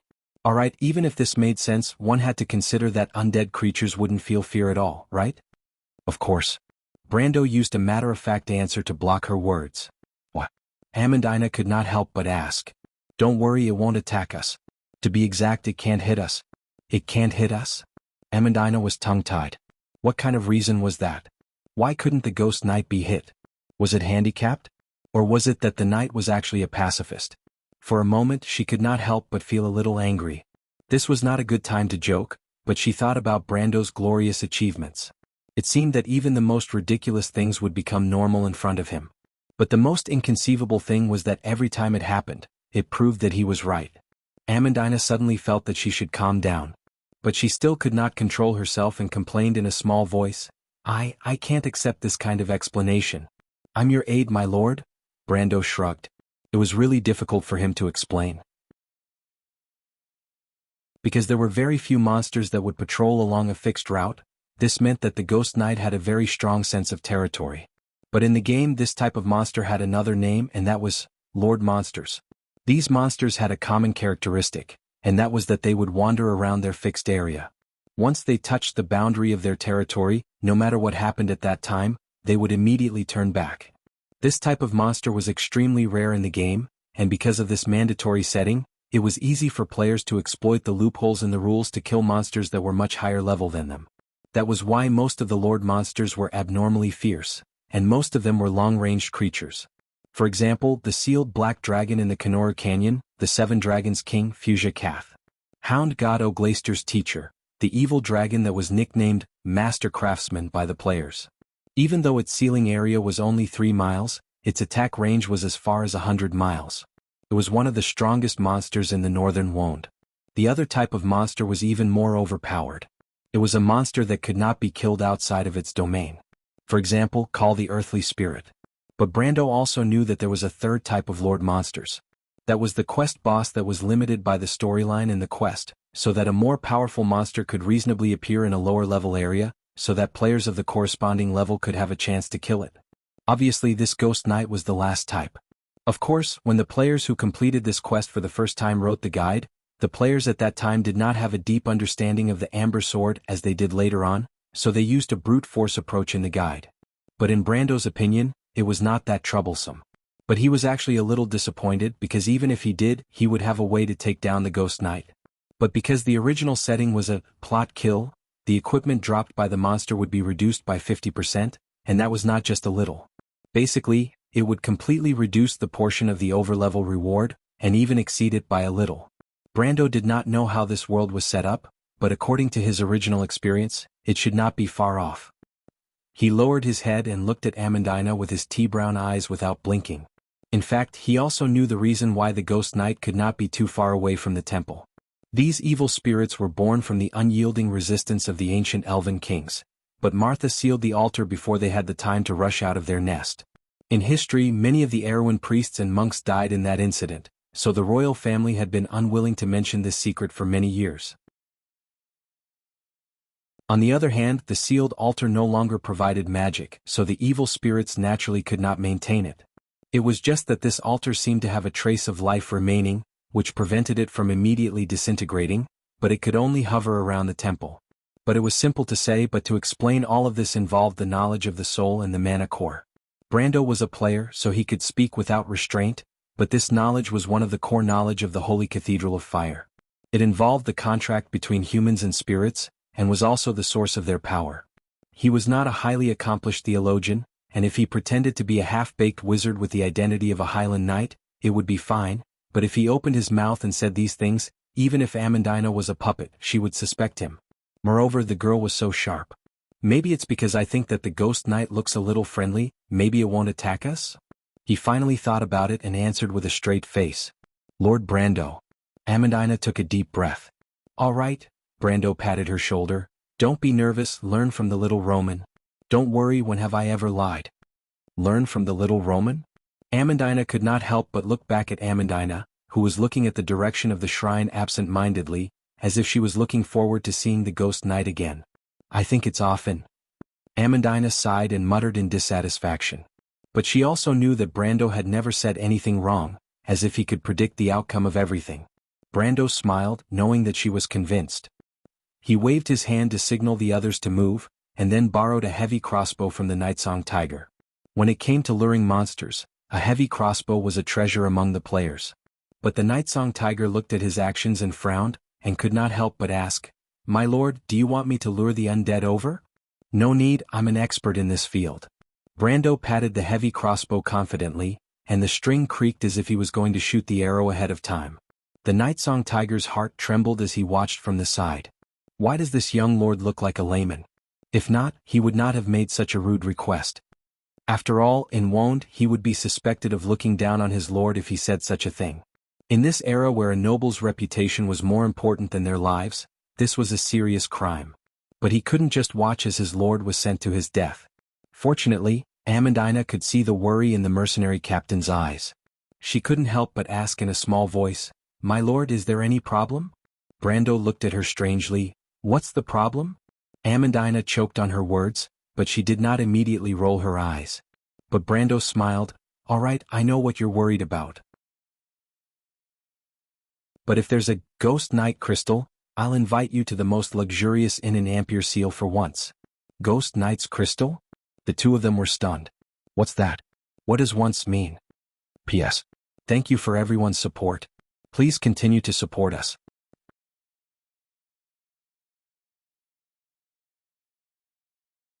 Chapter 157. Brando smiled. Of course, you wouldn't understand the value of the Ghost Knight's Crystal. This thing was once hyped up to 300 million tor in the Amber Sword. Until the middle of the Second Era, only a few warriors could afford to use equipment with the Ghost Knight's Crystal engraved on it. However, it seemed like wishful thinking to want to get the engraved crystal. In other words, it was like the clouds floating in the sky. It looked beautiful, but it was meaningless. Because even Brando himself didn't take this sentence seriously. The engraved crystal was a product of the purification of a monster's own attributes. It could be dark, evil, flying, or floating. Any kind of engraved crystal only had a very small chance of being produced, not to mention the Ghost Knight's Crystal. The drop rate was about 7 decimal places. The chance of getting this thing was only slightly higher than transmigrating to another world. He held up the heavy crossbow and asked, "Do you have any magic arrows?" "Yes." The two elementalists and the mercenaries of Lopez immediately answered. The two girls were twins. Their long gray-brown hair was tied into thin braids beside their long ears. They were actually wild elves from the mountains of Orgash. When Brando became a member of the Divine Force in his previous life, he fought against the undead for a long time in Orgash. He was not unfamiliar with this race. The wild elves were actually the children of the goddess Gaia, so they were closer to the dwarves of the stone race. The two races often had the tradition of intermarriage, and their customs were also very different. However, the wild elves valued martial arts. They were rich in hunters, elementalists, and hunters. These three professions were all offensive professions. It was obvious that their culture was fierce. When the fourth king of Cruz, Longblade Harson, invaded the Lopez Principality, he suffered a great loss at their hands. Although he won in the end, he paid a heavy price. To this day, the people of Cruz and the Wild Elves were still hostile to each other. It was because of this fierce and open culture that many Wild Elves came to the human world. The profession they chose was also very fierce. Mercenaries. On this point, the Lopez mercenaries were the Wild Elves, mountain dwarves, and the Lopez mercenaries were the allied forces of the Lopez mercenaries. Therefore, Brando was not surprised to hear that there were 2 elementalists from the Wild Elves among the mercenaries. If there were 2 war priests, that would be the most shocking thing. The Lopez people and the Curlutz people were sworn enemies that never interacted with each other. The war priests were elite priests trained by the Cruz people. The organization's predecessor was the Imperial War Missionary Society. The headquarters is the Holy Temple of the King, located in the mountainous highlands of the Haralai region. Every year, the Holy Temple produces a steady stream of young and excellent priests for the Empire, whose emblem is the eagle. "My lord, which one do you belong to?" The older sister with a sharper face and fairer skin asked in a sweet voice. "Ice and wind, how many can you make?" "If I don't reserve my magic power, I can make 10. "I can make 6. The younger sister replied in a crisp voice. "That's enough," Brando interrupted them. "Give me 7 of each and the remaining 2 will be guided arrows." The 2 sisters looked at each other with a strange expression. They looked at their captain. In the end, it was the older sister who asked softly, "My lord, we can understand the wind-binding arrow and ice-rending arrow, but guided arrow. Guided arrow isn't usually used alone?" They were not lying. Guided arrows were usually used to make expensive double or even multiple magic arrows. After all, high-level magic arrows were expensive and could not be recycled. However, a magic arrow would only be effective if it hit the target. For example, if someone missed a dragon-slaying arrow, it would be a huge loss. Thus, the so-called double magic arrow was born, also known as guided magic arrows. But they had never heard of a single guided arrow being used alone. It was not like the nobles used it to cheat when hunting. But Brando had other plans. He smiled. "It's fine, you just have to do it. There's no need to conserve your mana. After completing my mission, you can rest at the back with Roman and Amandina. The rest of the battle will be left to the others." The older sister nodded. Even though she still had doubts, she knew that human lords were often obstinate and opinionated. So, the more mature elven girl wisely chose to keep her mouth shut. But her younger sister frowned and continued to ask, "But, my lord, Tia?" She shouted sternly. The younger sister looked at her sister in surprise. She understood her sister's meaning and kept her mouth shut. Brando was stunned. He could not help but think of the Shire. Sometimes it was hard to believe that these people with their own judgment, memories and emotions were life forms summoned from a card. If it was someone else they would not be able to tell at all. But he smiled bitterly. Did he look like a cold and heartless lord? Even though he was a little stern in front of these mercenaries, it was only because of his personality. There was no need for such a big misunderstanding, right? He turned around and saw that Amandina was holding back her laughter. Roman was also looking at him with a smile as if they were watching a good show. I say, am I still your lord? Your attitude is not right. Brando complained in his heart, but he still forced a smile on his face. Don't worry about it, he replied with a dry smile. 14 magic arrows were quickly handed to him. In fact, according to Brando's strength when he was at his peak, he estimated that at most half of the arrows would be enough. But now was not the same as before. He was not a level 130 warrior, so he prepared as many arrows as he could. In any case, 2 elementalists with 2 rings, lower level iron ranked, would not be of much help in the upcoming battle. He inserted the arrows one by one into the buckles of his belt so that he could use them easily. Then he looked up and saw that the mercenaries in the forest were also in position. This made him feel a little more at ease. However, just as he relaxed a little, he became even more upset when he saw the face of the middle-aged man beside him, which was full of vicissitudes of life. I said no problem. Captain Nightsong. Brando sighed. No matter how he explained, the Nightsong Tiger was still worried about him. His reason was simple. Just like the Shire, he knew the relationship between them and Brando, so he would not let him take the risk. It's fine, my lord. Just let me stay. I can revive even if I die, so you can just treat it as a shield. The Nightsong Tiger replied calmly. Why does this sound so familiar? Yes, I can revive, but I have to wait until tomorrow morning, and I have to pay an extra maintenance fee. Lord Nightsong Tiger. Brando listened to the Nightsong Tiger's explanation with amusement. He looked back at the forest and confirmed that the Roman and Amandina were far away. Then he asked, they're all gone. Are you the only one among the 12 mercenaries who understands this? The Nightsong Tiger nodded and did not deny it. Every summoning card has a core or a leader. Other than that, the others are called derivatives. In this card, I'm the core. The core setting can be said to be the Planeswalker's assistant, helping him manage the derivatives created by this card, or other cards or spells attached to this card. There's such a setting? Brendel paused for a moment before he thought of something else. If that's the case, then the knowledge that each core possesses is different. Of course, it's related to the card itself. The Nightsong Tiger replied. Then what do you know? Do you know how to get a card from the graveyard? He asked jokingly. Black cards are mysterious and unpredictable. If my lord wants to use the graveyard tactic, I'm afraid you'll need to collect a dark elemental land card. This type of land card can be found in swamps, graveyards, or places where undead creatures gather. The Nightsong Tiger replied. Brendel nodded, took a deep breath and looked ahead. He raised his heavy crossbow. Then you stay here. Just don't cause trouble for me. His gaze swept across the temple that stood alone under the cold moonlight. It had been 2 centuries since Erwin's people left this place, and no other intelligent beings had entered this ruined temple. He calculated the time as he thought about these irrelevant things. In the past games, luring monsters was a skill. A true expert could make his opponent appear in a desired location along the path he had planned. 4 low-level AIs, he needed to remember the opponent's judgment. 4 high-level monsters, it was a battle of the hearts of the people. Brando did not neglect any of these things. Although he was not a hunter in the past, he did not have a complete team. As a warrior, this was one of his jobs. 8-7, Brando muttered softly. The mercenary captain obviously did not understand what he was calculating. After all, the way the NPCs fought was different from the way the players fought.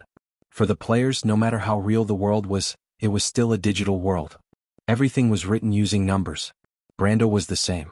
Their thinking was beyond the game, and they were like a precise machine that recorded every change in the numbers. Everything followed a pattern. He calculated the time and pulled the trigger. The first arrow installed on the crossbow was a hollow whistling arrow. It immediately let out a sharp cry and flew out. The hollow arrow drew a white stream of air on both sides and drew an arc as it drilled into the shadow of the temple. 6-5, the sharp screech alerted the hostile undead, and the glowing knight appeared at the side of the temple. The Nightsong Tiger placed one hand on the handle of his flying axe and tensed up. But Brando immediately threw away the crossbow and took out his own short bow. He had bought this bow when the Highland Squire card entered the graveyard. Although it was not as good as the Shire's construct bow, it was better than nothing. Brando signaled to the Nightsong Tiger. Retreat now. To be continued. If you want to know what will happen next, please go to www.chidian.com. There are more chapters. Support the author, support the original reading.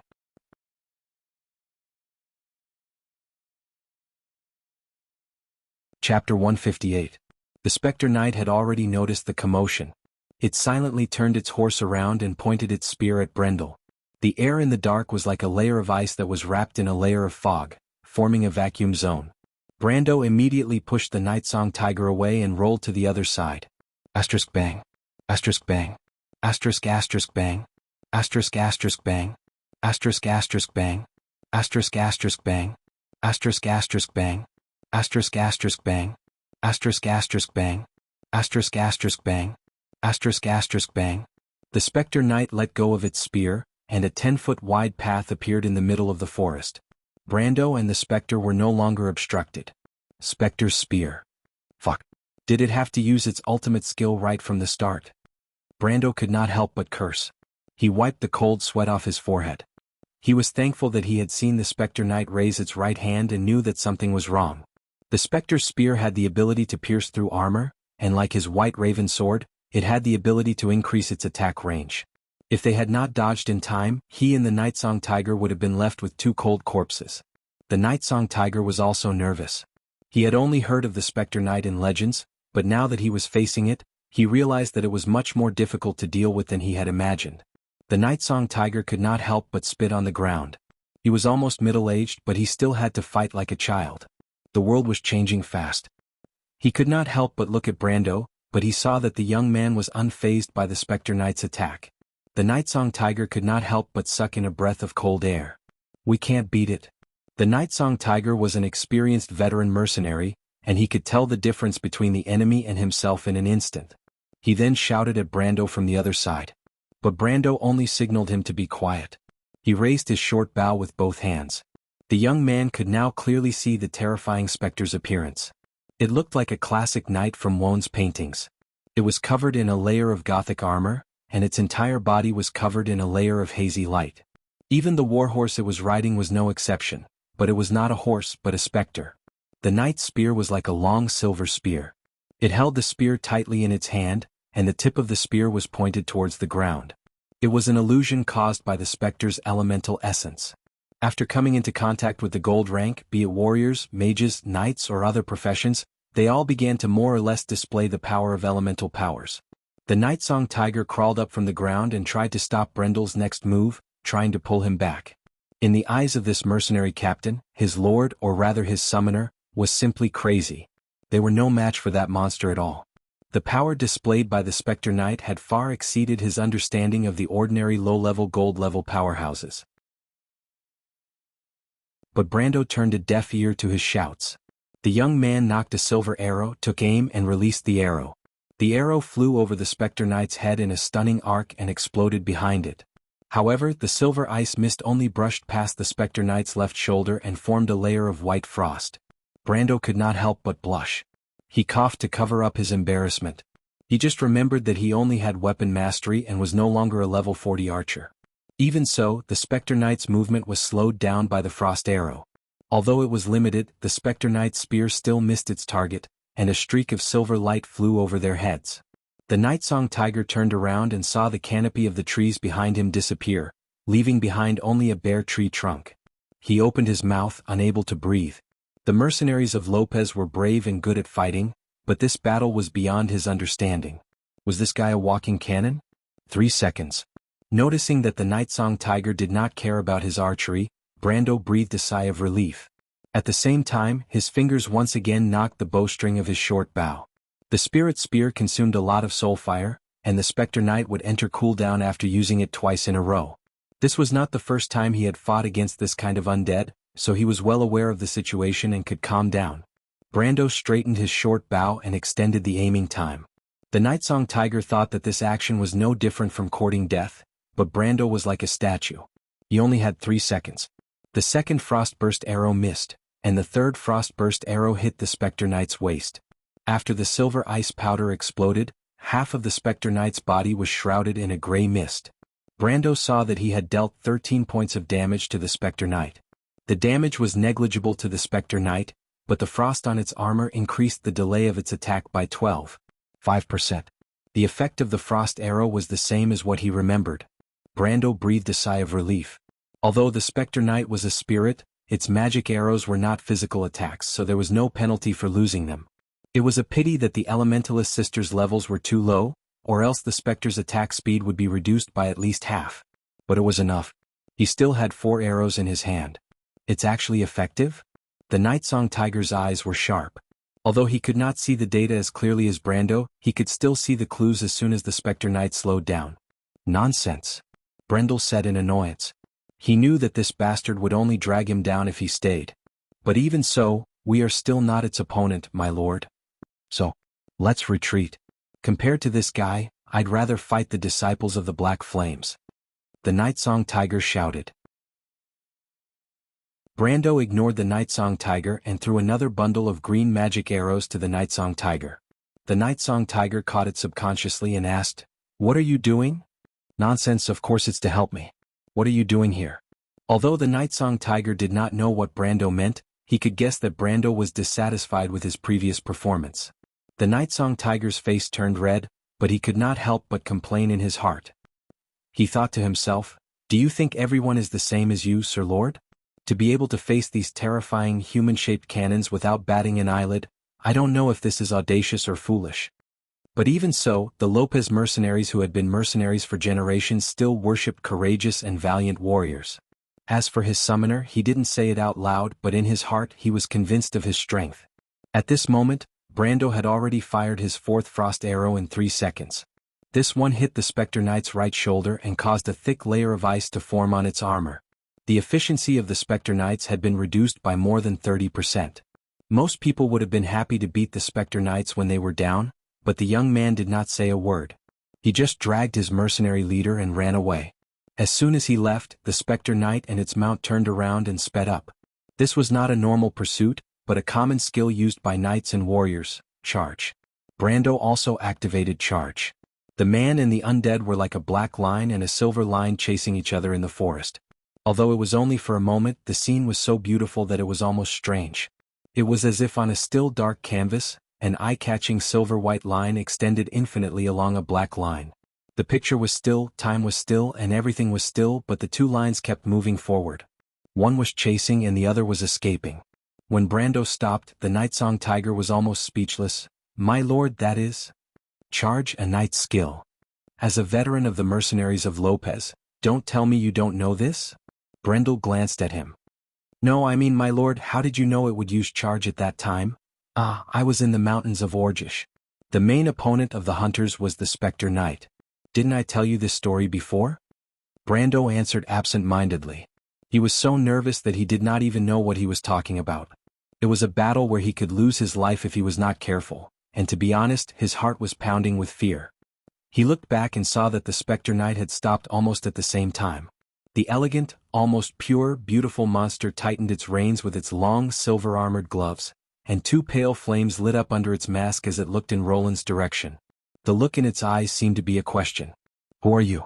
You seem to be a difficult opponent. Where did you come from?" The distance between the 2 of them was about 100 meters, but now it was less than 50 meters. Brando found that his estimation was not more than a meter off. He was almost relying on his instincts to fight. A warrior's instinct. In fact, it was not only the Nightsong Tiger who did not believe his words. When the 2 straight lines separated the forest into 2, Amandina could not help but gasp in surprise. The mercenaries behind her were silent. Brando and the Spectre Knight's actions and judgments were exactly the same, as if the latter's every move could not escape the former's eyes. In fact, it took almost a second for them to realize how dangerous it had been before they realized what had happened.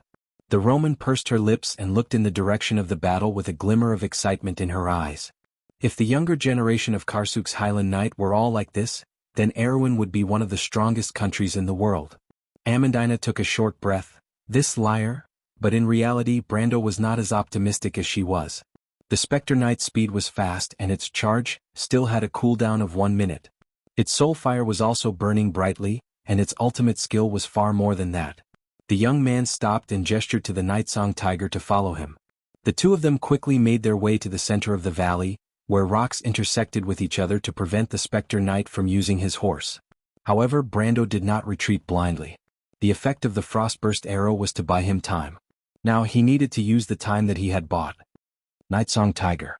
Yes. Use Wind Arrow. What? Brando made a gesture, and the latter was stunned for a moment before he understood what he meant. Although this mercenary captain had always been against fighting this monster, at this moment he seemed to have subconsciously integrated into this battle. If you want to know what will happen next, please go to www.chidian.com. There are more chapters. Support the author and support the original reading. Translator, Endless Fantasy Translation Editor, Endless Fantasy Translation. Chapter 159. The Phantom Knight raised its spear for the third time, but its speed was significantly reduced. The Nightsong Tiger took the opportunity to shoot an arrow before the Phantom Knight could attack. The azure wind-binding arrow landed right in front of the Phantom Knight. The azure light around the Phantom Knight dissipated, and a layer of azure wind surrounded the Phantom Knight's hooves. The binding effect was in effect, and the Phantom Knight and its Phantom Warhorse slowed down. -12.7%. Brando looked at the damage dealt to the Nightsong Tiger when he saw the damage dealt to the Phantom Knight. He couldn't help but look at the Nightsong Tiger. The arrow was extremely accurate, and the binding effect was almost fully unleashed. Even though the Phantom Knight did not move at full speed, its trajectory was not something a steel-ranked player could capture. That meant the Nightsong Tiger was relying on his intuition. The mercenaries of Lopez really lived up to their reputation. Brando immediately grabbed the mercenary captain and retreated. The Phantom Knight's attack landed on their original position. Even though its speed was reduced by 10%, it was still much faster than Brando and the Nightsong Tiger. The only thing they could rely on was the distance between them. Distance was equivalent to time. The wind-binding arrow and ice-rending arrow had a duration of more than 5 minutes, unless they were dispelled. Even if low-level spells had a penalty on high-level targets, Brando was sure that the effect would last for more than 2 minutes and 20 seconds. They were less than 50 meters away from the ambush location. After the Ghost Knight missed its target, it immediately thrust its spear forward. The tip of the spear seemed to create a point of gravitational collapse, and the air around the spear made a sonic boom, causing the space to distort visually. The surrounding trees immediately leaned towards the center and snapped in half, as if a storm was being sucked towards the center. Brando looked back and saw the Nightsong Tiger's movement. The Phantom Knight's signature move was the Phantom Knight's signature move. In the early stages of the game, many players had lost their lives to the Phantom Knight's skill, but this time, it was not enough to scare him. He dragged the Nightsong Knight into the intersecting rocks in the forest and used his Energy Drain skill. A green card flashed and the Phantom Knight's body shook violently, dealing 300 damage to himself. Brando could not help but laugh wildly in his heart. He had not guessed wrong. Energy loss was indeed effective against this move. The Ghost Knight's 1000-man strike was actually a soul spell. Although it was powerful, the players later discovered that it was actually very easy to avoid it. As long as there was a barrier sorcerer casting a stagnation barrier or an elementalist casting a binding curse, this spell would be nullified. Since Energy Drain was a counterattack spell, he thought it might be effective against this move. He didn't expect it to be so. The Ghost Knight's attack had taken away almost a third of its HP. According to the settings, it would enter a stun state for about 2 seconds, and then enter a state of full combat. However, this type of high-level undead had considerable intelligence. After suffering a loss, it would definitely not use the 1000-army strike again. Therefore, Brando did not have to worry about it continuously using big moves. 2 seconds was not a problem for an iron-rank player to run 50 meters away. When the Ghost Knight recovered, Brando and the Nightsong Tiger were already panting as they waited for it at the preset ambush location. Everything that happened before was done under the limit. Even with Brando and the experienced mercenary captain's stamina, it was still a bit difficult. However, the Nightsong Tiger knew that the Ghost Knight was far from using its full strength. He could not help but sweat profusely as he looked at Brando, trying to figure out how this planeswalker could reverse the difference in strength. It was not only the Nightsong Tiger who was thinking this, everyone present had the same thought. In fact, when the elementalists saw the Ghost Knight's first attack, they could not help but shiver. This level of battle was beyond their imagination. Although the mercenaries of Lopez were known for their bravery and fighting prowess, it was like a battle between mortals. Above the mid-level of silver rank, the way of battle had long surpassed the common understanding of ordinary people. There was a famous incident in the Amber Sword. It was a battle caused by players that happened in Cruz's city of Bailady at the end of the First Age. There were 11 gold-ranked players who participated in this battle, and it resulted in the destruction of half of the city of Bailady, which had a population of 500,000. Although these players could not escape the fate of exile in the end, the destructive power of high-level players was vividly displayed in this incident. Of course, after that incident, every country strengthened the management of adventurers, but this was a story for later. The Ghost Knight's next attack made even the knowledgeable Amandina speechless. The power that seemed to be able to see through everything seemed to be able to distort nature. Although it was just an illusion, it still made people feel despair. The younger elementalist could not help but tremble. Her elder sister hugged her tightly, and the two of them gritted their teeth and persevered. This was also the mercenaries of Lopez' perseverance. If it was a normal mercenary, they would have run away by now. The rule of mercenaries was to keep their promises, but they were still humans. Everyone held their breaths. But a miracle seemed to have happened at this moment. After the Ghost Knight charged to a certain spot, it seemed to have an invisible line there, and it suddenly stopped. The undead raised its head, and its glowing eyes looked through the mask at the people in front of it. It raised its hand and waved its spear, creating two invisible gusts of wind. The gusts of wind plowed two deep trenches in the ground, and the black pine trees that could be seen everywhere suddenly swayed. But it was a pity that the gusts of wind disappeared before they could touch Brando and the Nightsong Tiger. What is this? The mercenaries saw the Ghost Knight stopping behind the invisible line, and waving its spear futilely in an attempt to kill their lord and captain, but it proved that its efforts were futile because it could not reach them. At that moment, these people almost thought that it was as if God was helping them, and that it was Martha who was protecting their lord from the heavens. Even Amandina's eyes shone with a strange light, but she paused for a moment, and the light turned into doubt. The Roman clasped her hands together and let out a sigh, and a smile appeared on her face. She thought to herself that her Brando was the best. "Auntie, look, even the little Roman has an excellent lover." The mercenaries cheered, and even the Nightsong Tiger looked at him in disbelief. But Brando did not relax at all. He had guessed correctly, and the Ghost Knight's range of activity was indeed in this position. In fact, it was not difficult to guess, and it could be guessed based on the patrol radius of the monster lord. The Ghost Knight's patrol radius was pitifully small, and it was a storyline monster, so its range of activity was even more limited. In fact, there was a formula for this, but Brando had never memorized it, and he could only rely on his experience. He made a gesture to the people behind him. Everyone entered the Ghost Knight's attack range. Everyone was stunned. "Isn't this good? We can hit it, but it can't hit us." Almost everyone thought so, and some of them could not help but take out their crossbows, as if they were afraid that their lord had forgotten that they had the ability to attack from a distance. "My lord?" The Nightsong Tiger could not help but say. "Listen to my orders." Brando interrupted him. Things were not that simple. If the Ghost Knight could not reach them, it would quickly turn back.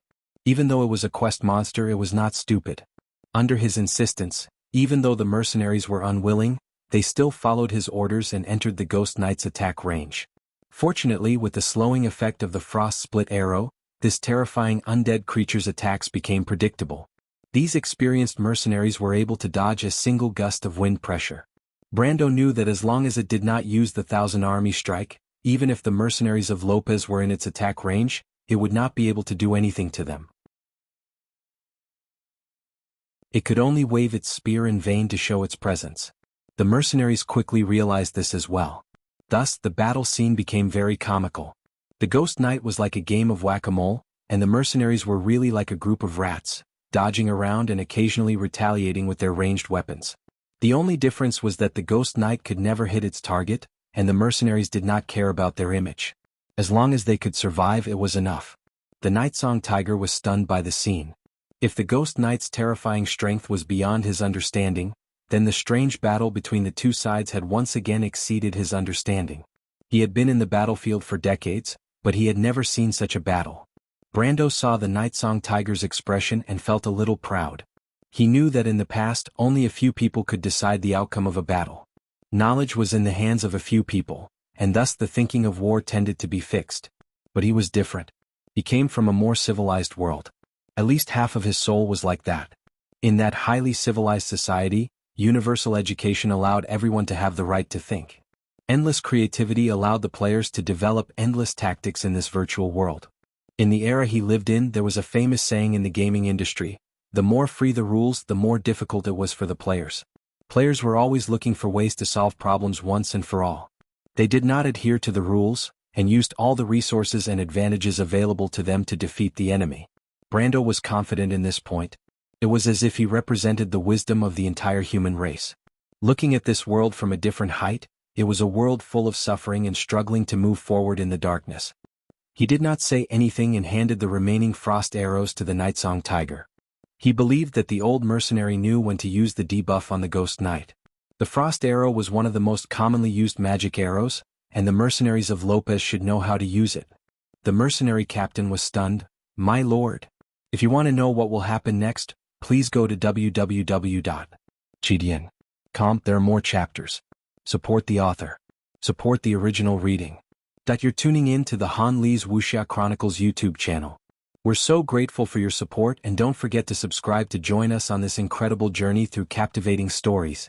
Your generosity through donations truly makes a world of difference, as it's the primary source of revenue that allows me to expand and enhance this channel for you.